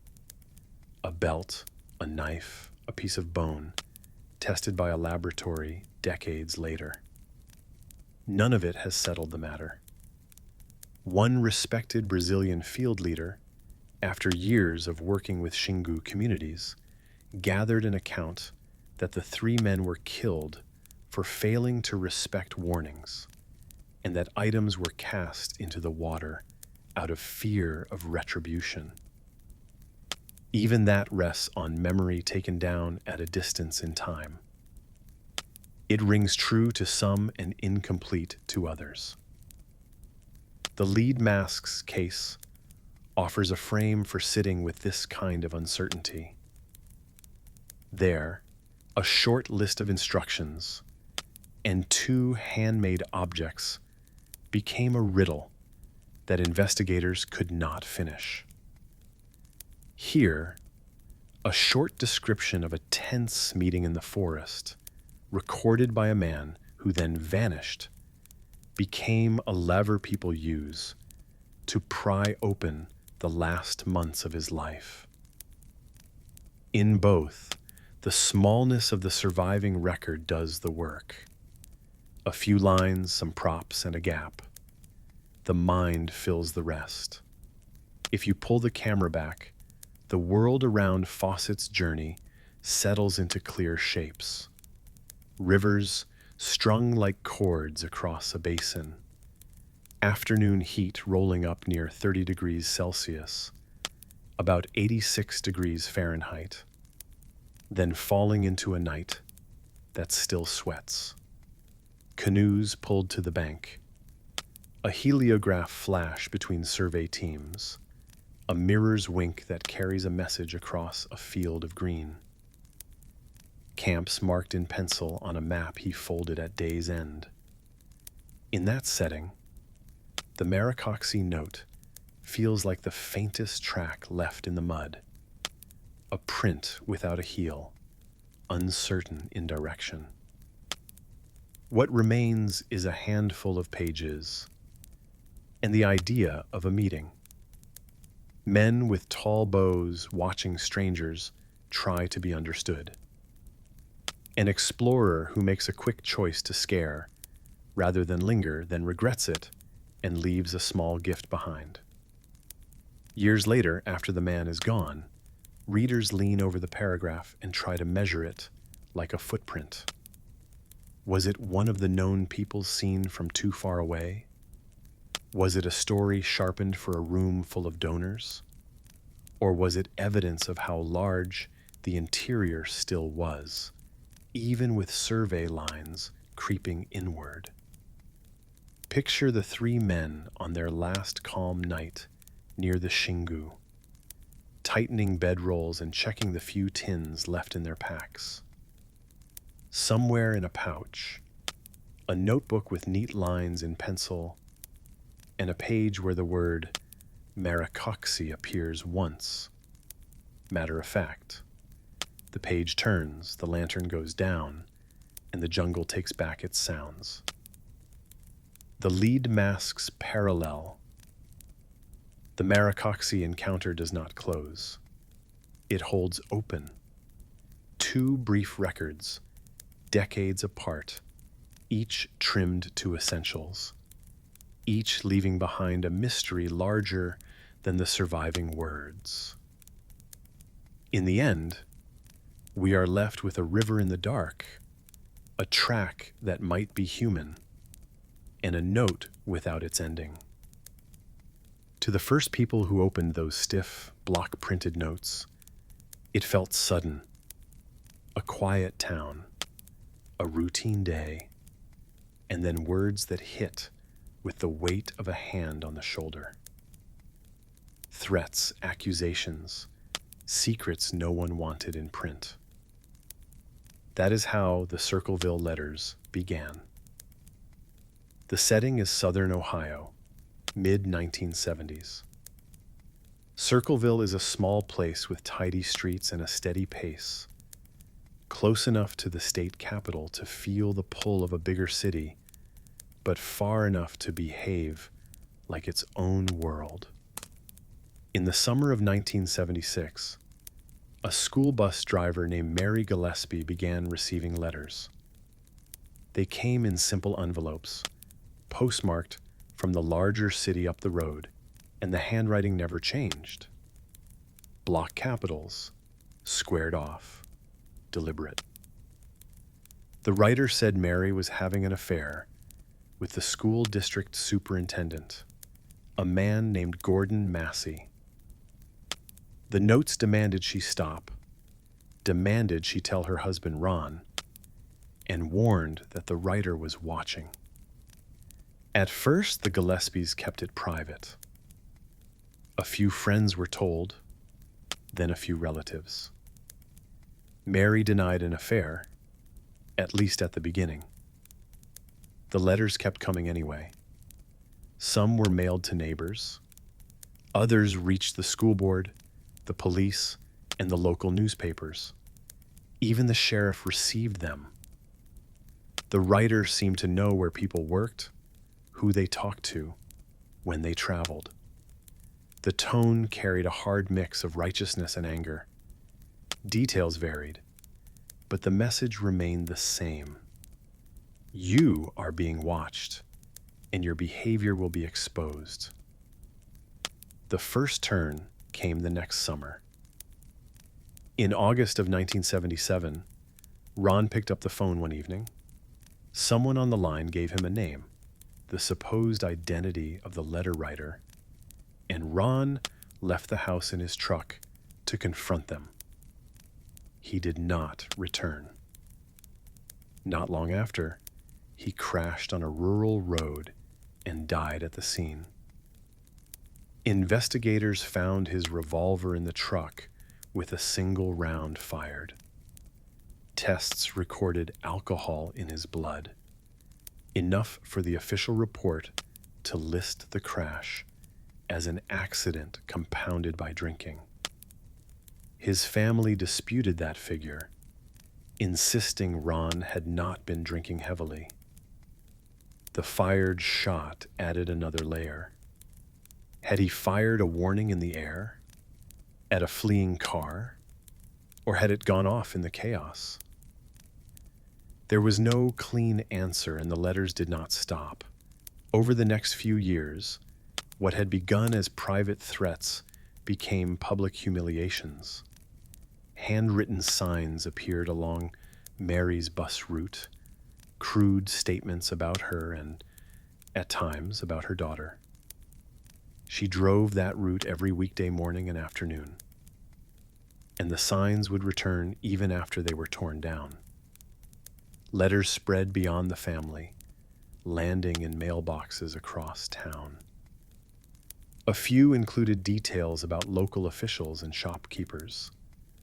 The writer seemed to savor the attention but stayed careful.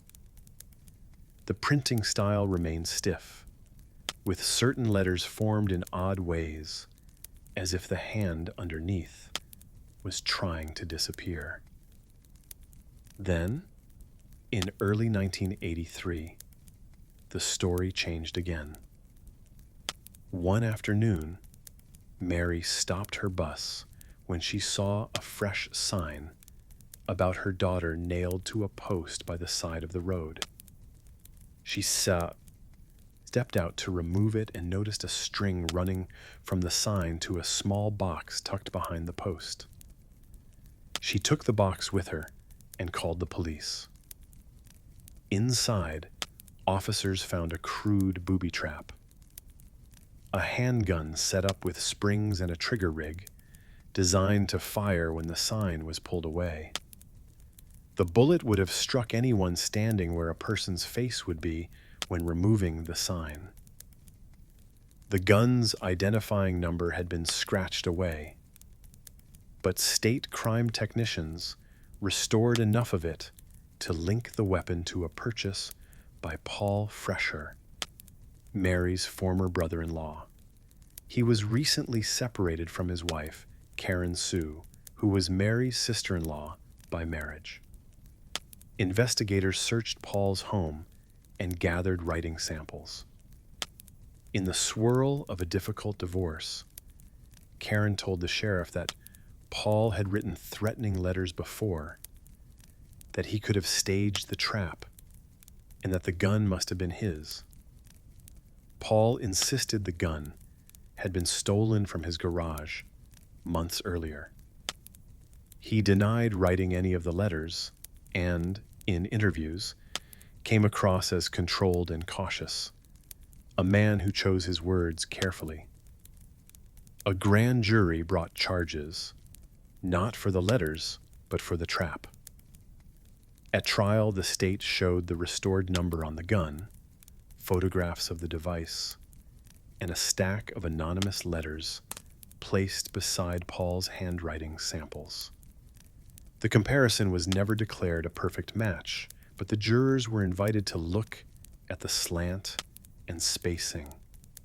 Witnesses spoke about Paul's schedule on the day the trap was planted.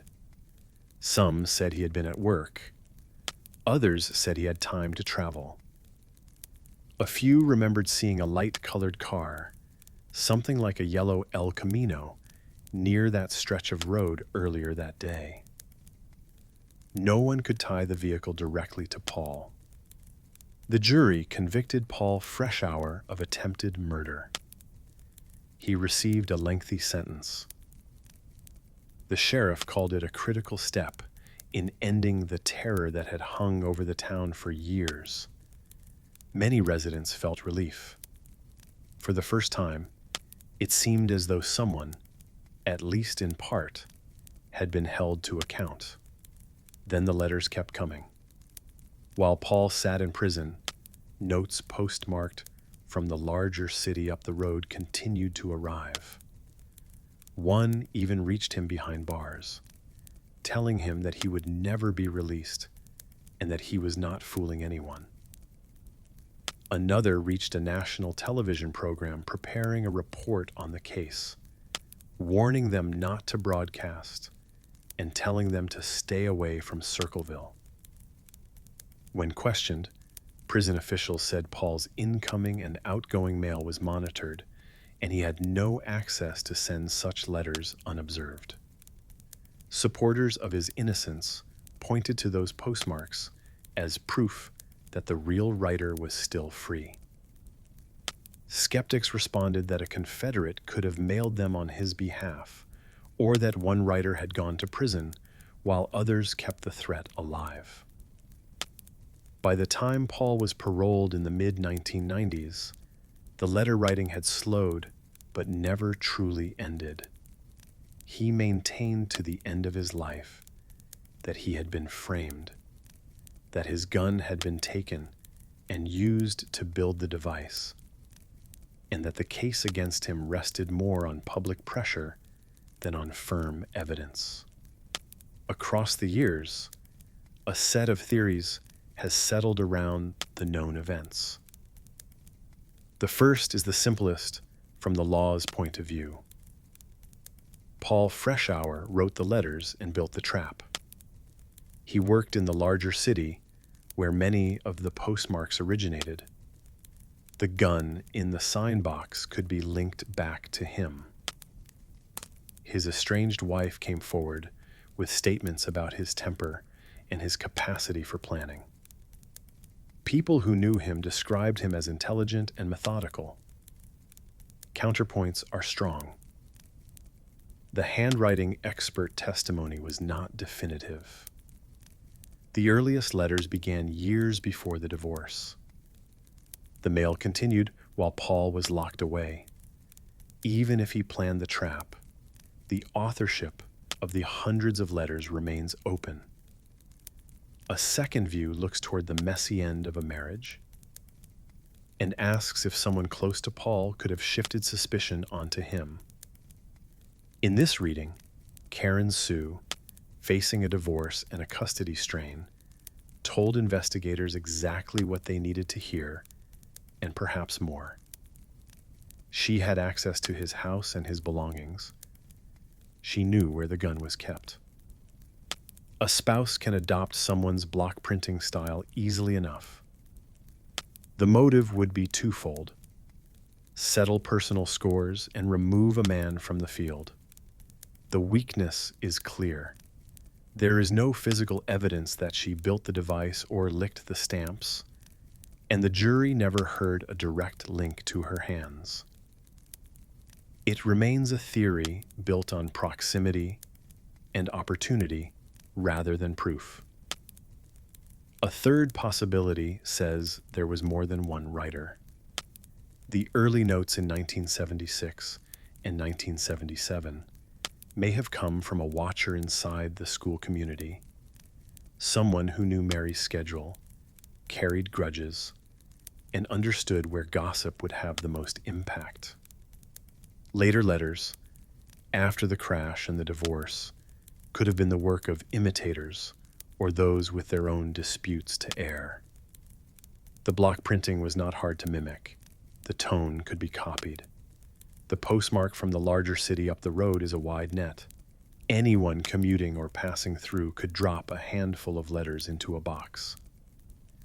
The trouble here is continuity. Certain quirks remained consistent across years.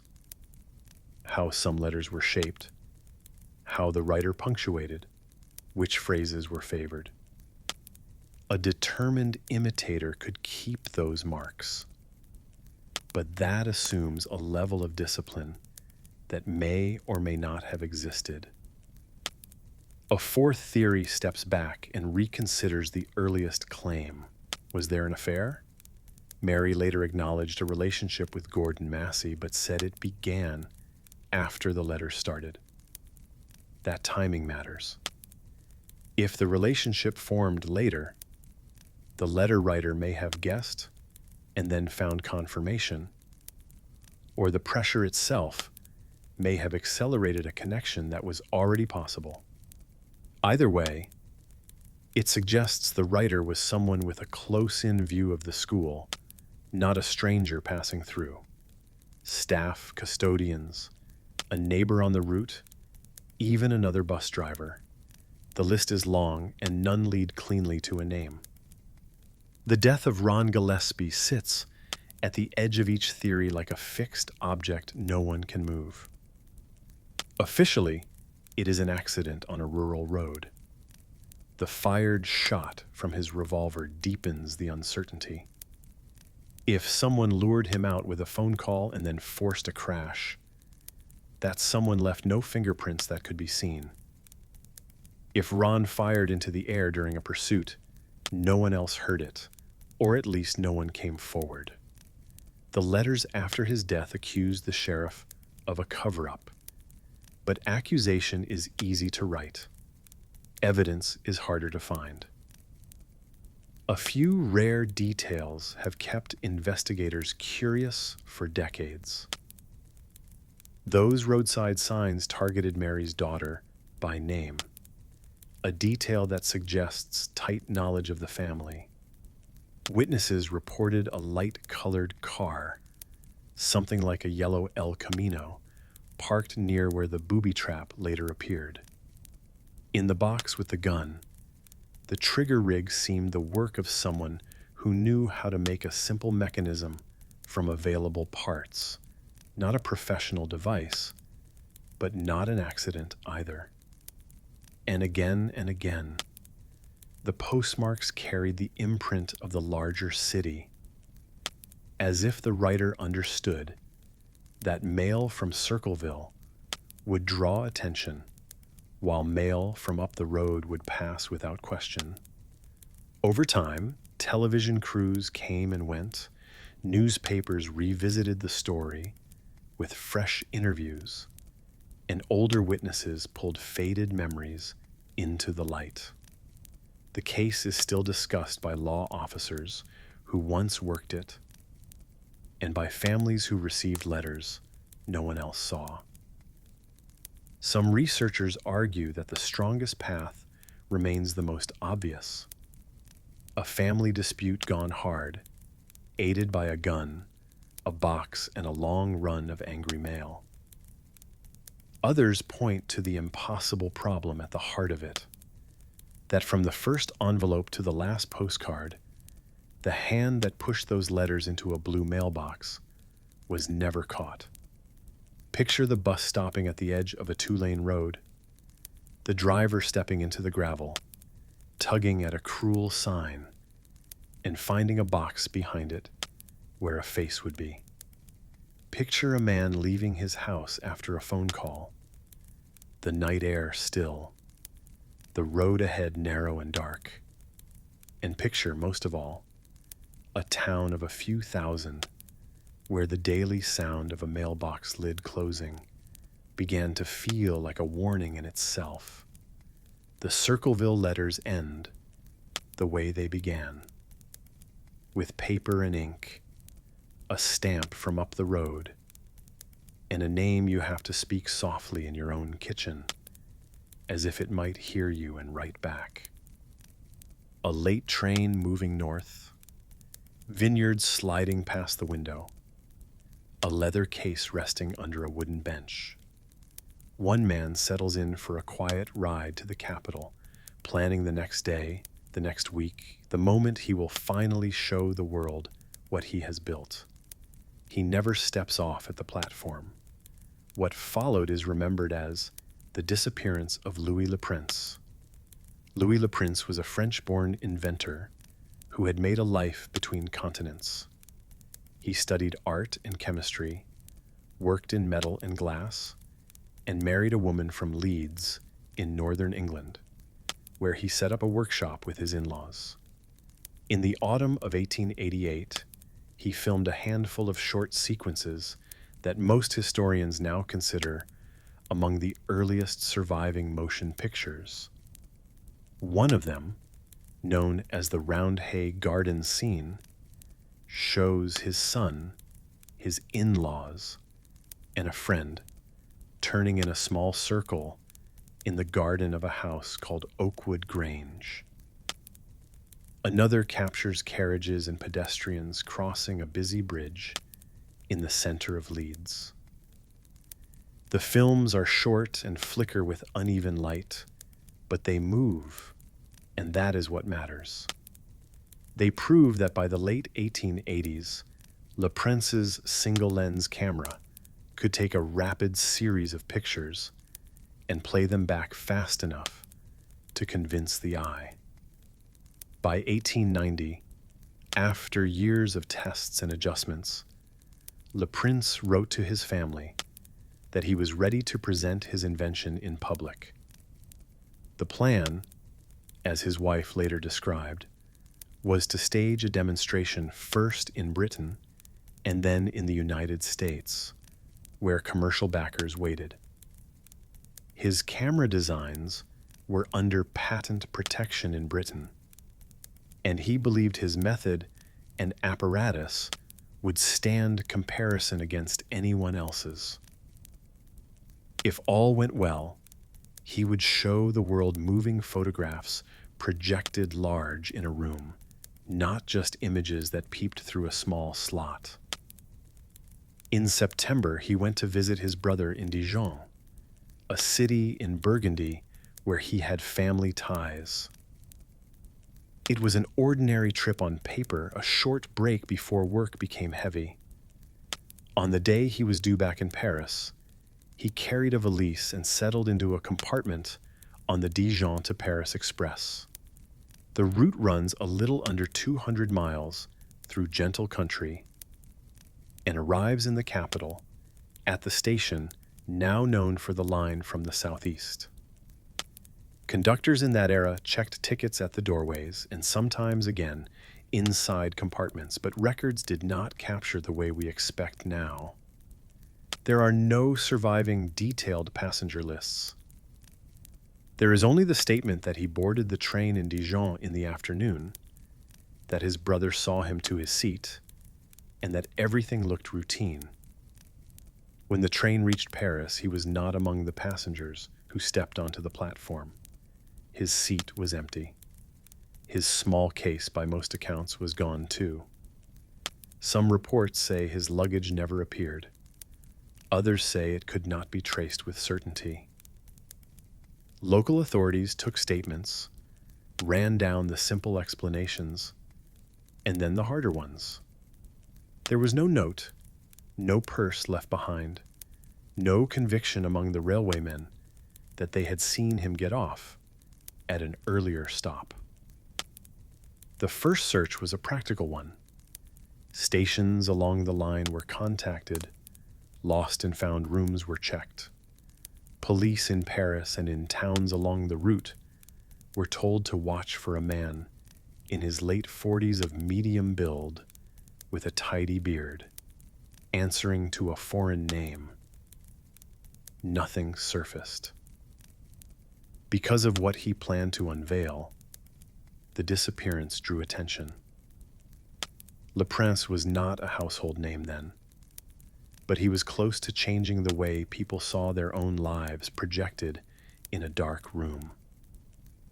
His wife, Elizabeth, pressed the investigation, wrote letters, and documented what she could. The practical details grew into a core mystery. A man boards a train and does not arrive. No body appears along the tracks. No suitcase is found with his papers. No confirmed witness places him after the moment the carriage door closed. From there, the story moves into theories, each trying to fit around the same small ring of facts. The most straightforward idea is that of an accident. Railway carriages in that era had doors that opened onto the platform side. In a narrow corridor or no corridor at all, depending on the class, windows could be lifted. A person could step briefly into the doorway for air or misstep during a change of posture and fall. If he fell at speed onto the ballast, he might be thrown clear into a ditch, hedgerow, or cutting. The line between Dijon and Paris crosses fields and passes stretches of river, and in the darker hours, a body could be missed by patrols on foot. Supporters of this view point to the simplicity of it and to the large number of rail accidents of the time. But for many, two details resist. First, the lack of any trace along the route in the days after. Second, the question of his belongings. If he fell by mistake, a valise would likely remain in the compartment, or at least be found by porters. The silence of the luggage rooms adds friction to a simple accident. A second explanation is suicide. Le Prince had carried heavy responsibilities for years. He had moved between countries, relied on his wife's family for workshop space and financial help, and had seen rivals move quickly in kindred fields. It is possible, say some, that he stepped off the train by choice or left the station in Paris and walked to water. Later, an image surfaced that invited this thought. In the early years of this century, a researcher going through old Paris police photographs of unidentified drowned persons found one taken in the season of Le Prince's disappearance. The face in the picture has a resemblance to him. The body was recovered from the Seine, logged, and buried under an unknown name. If that was Le Prince, the story would close as a deliberate death or a final solitary accident. But photographs prove little without a chain of custody and comparison materials. The man in the image shares features, but is not a confirmed match. And against suicide is the tone of Le Prince's letters to his wife shortly before the trip, which speak of imminent success and concrete plans. There was no farewell note, no sign that he intended to vanish from his life's work days before he hoped to show it. A third theory, often repeated because it comes with a clean motive, argues that he was killed to stop his invention. Rival inventors and businessmen were moving in the same direction, trying to be the first to sell moving pictures. A public demonstration by Le Prince in New York would have complicated patent claims and threatened investments already made. In this telling, someone intercepted him on the train or in Paris, took his papers, and left no trace. It is not hard to sketch a list of rivals and speculate.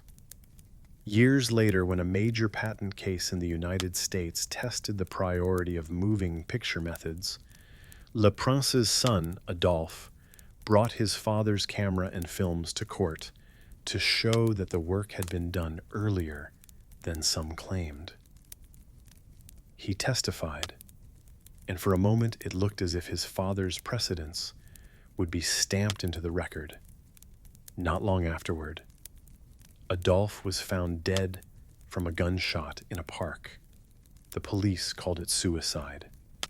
Those two events, his father's vanishing and the son's death, often sit side by side in retellings that lean toward dark conspiracies. The problem is evidence. No document places a rival's agent near Le Prince on the Dijon platform, on the train, or at the Paris station.